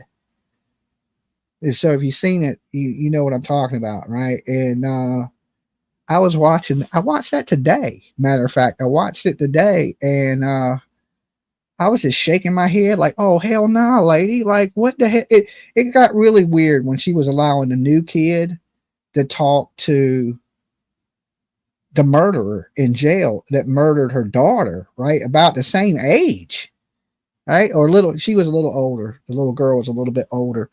But, I mean, she couldn't have been no older than like 6 years old. And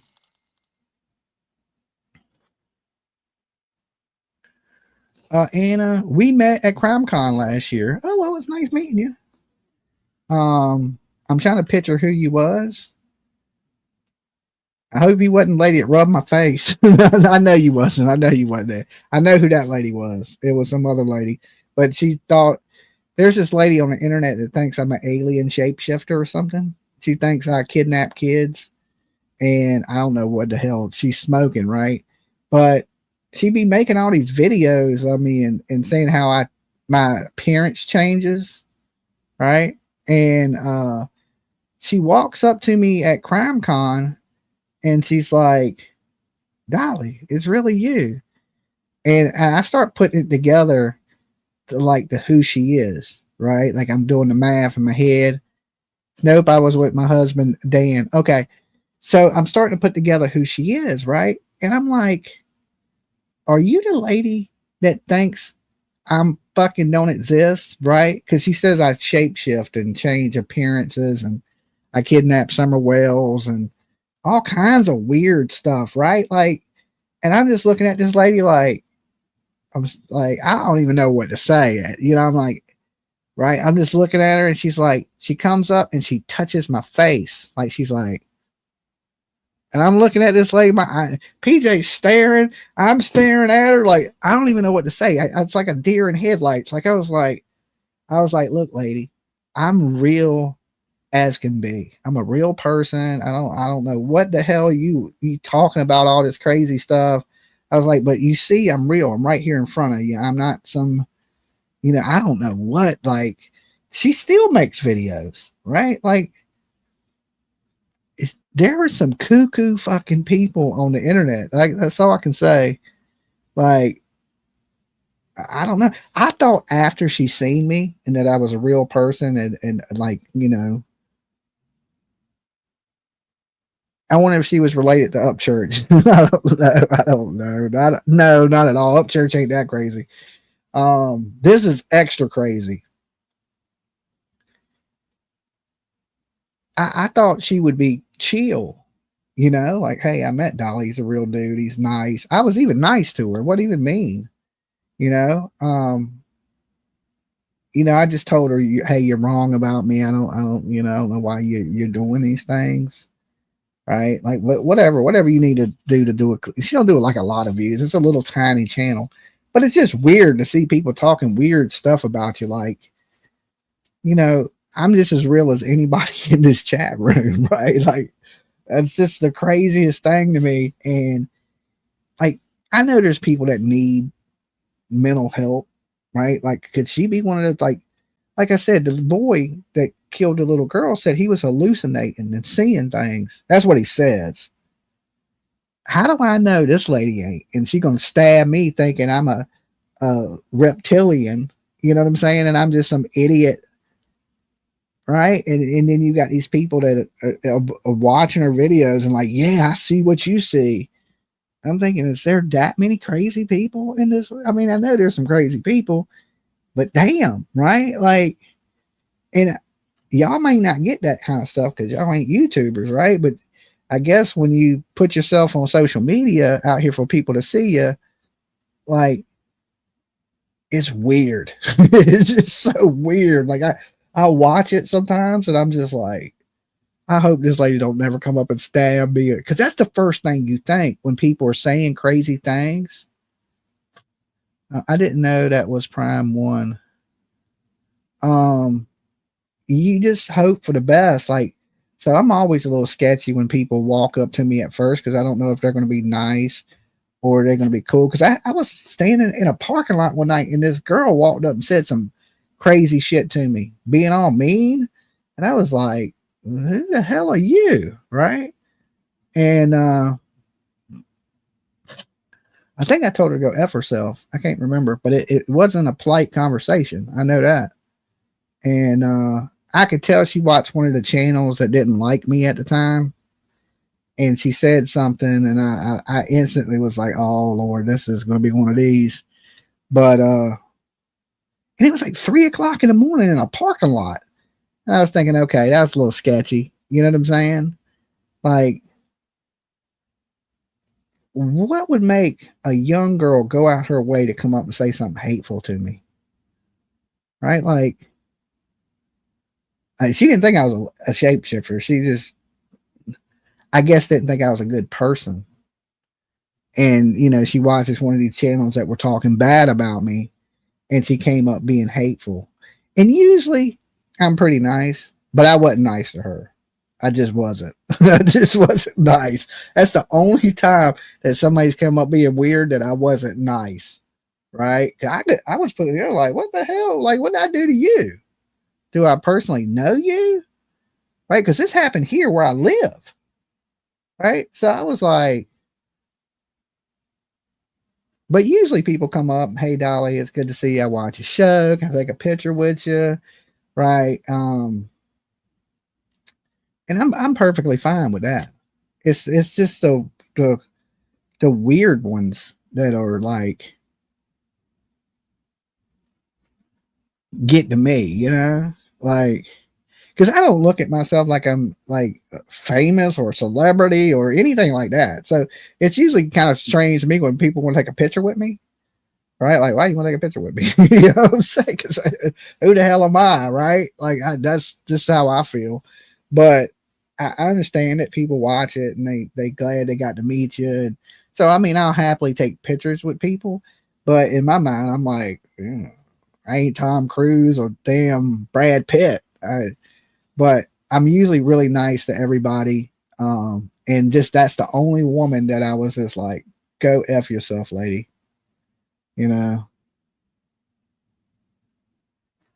Well, I mean, if you're nice to me, I'm going to be nice back. But I wouldn't just go up to a stranger that I don't personally know or ever had any problem with from something you didn't like on YouTube and cuss that person. You know, like, you don't like my YouTube, don't watch. You don't have to be aggressive towards me in a public place where I'm standing in a parking lot at 3:00 in the morning. Okay. Now it probably wasn't 3, it's probably about 1:30ish. Probably 1:30, 2:00 in the morning. And this girl just walks up to me out of nowhere, and I'm like, and a young girl. I mean, not young like kid young, but I would say no older than 23, 25 years old. And no older than my daughter. Right. And I was just like, that's weird.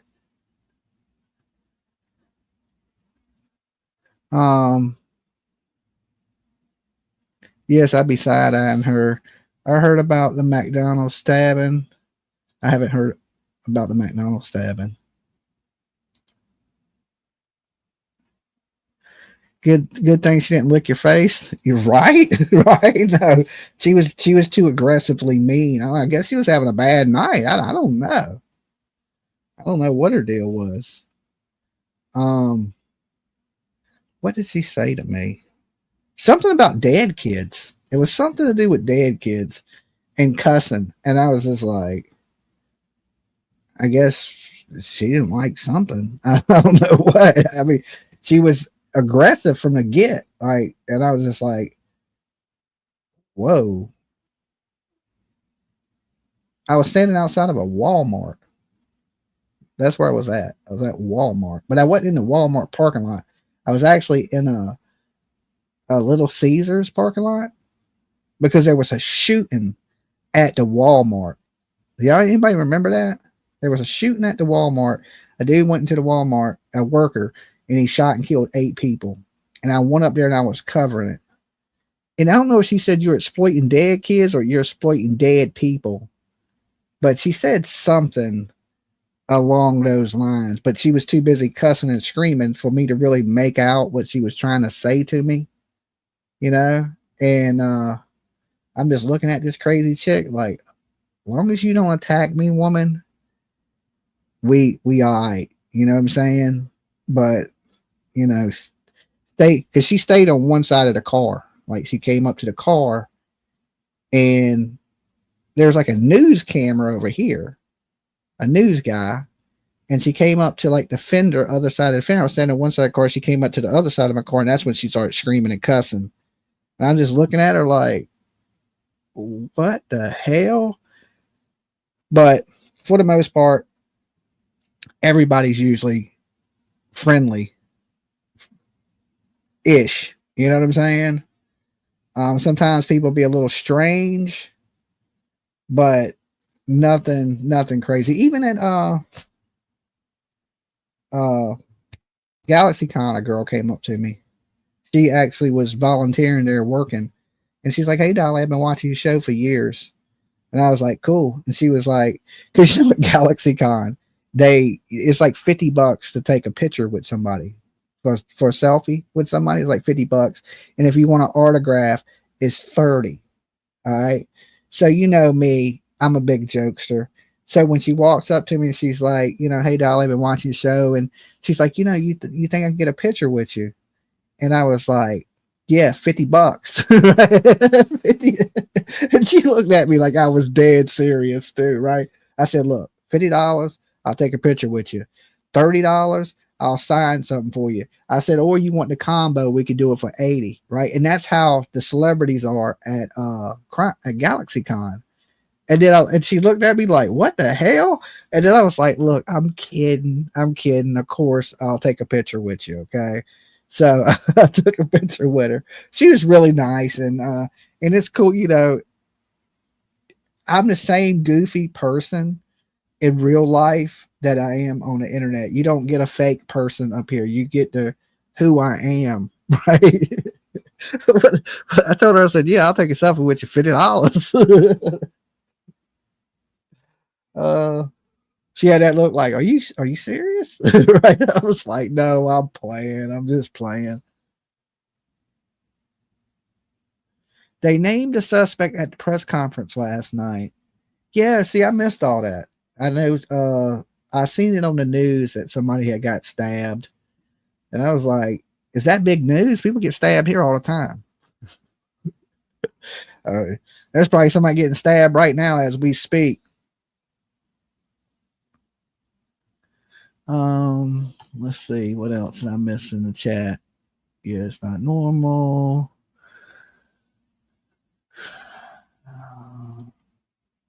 There has been shootings all over at Walmart.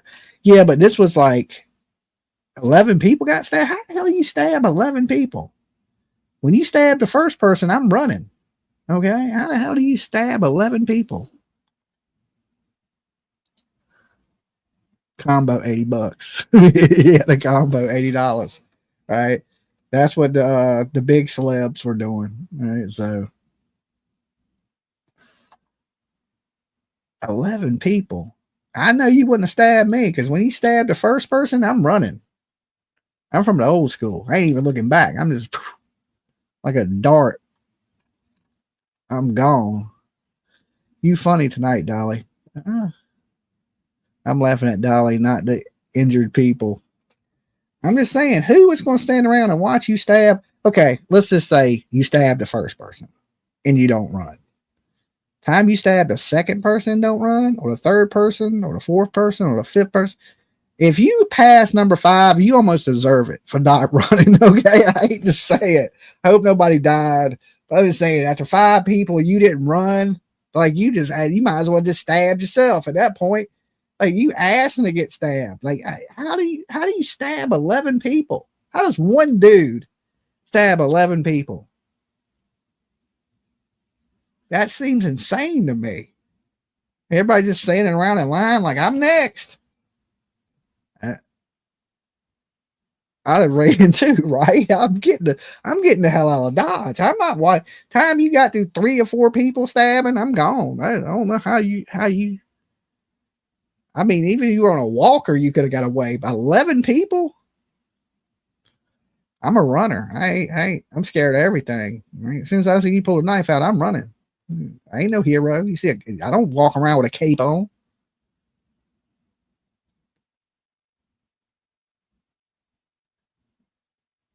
Um,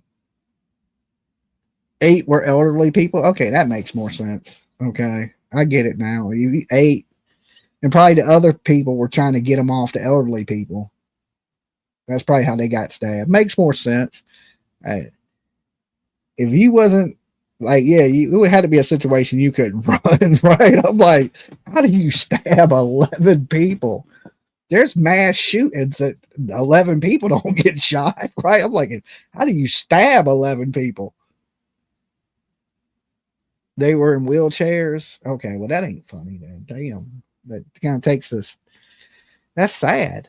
You know, that's probably somebody's grandmother, grandfather, me. Okay. I've got a bad hip trying to run. I broke the rest of my hip off.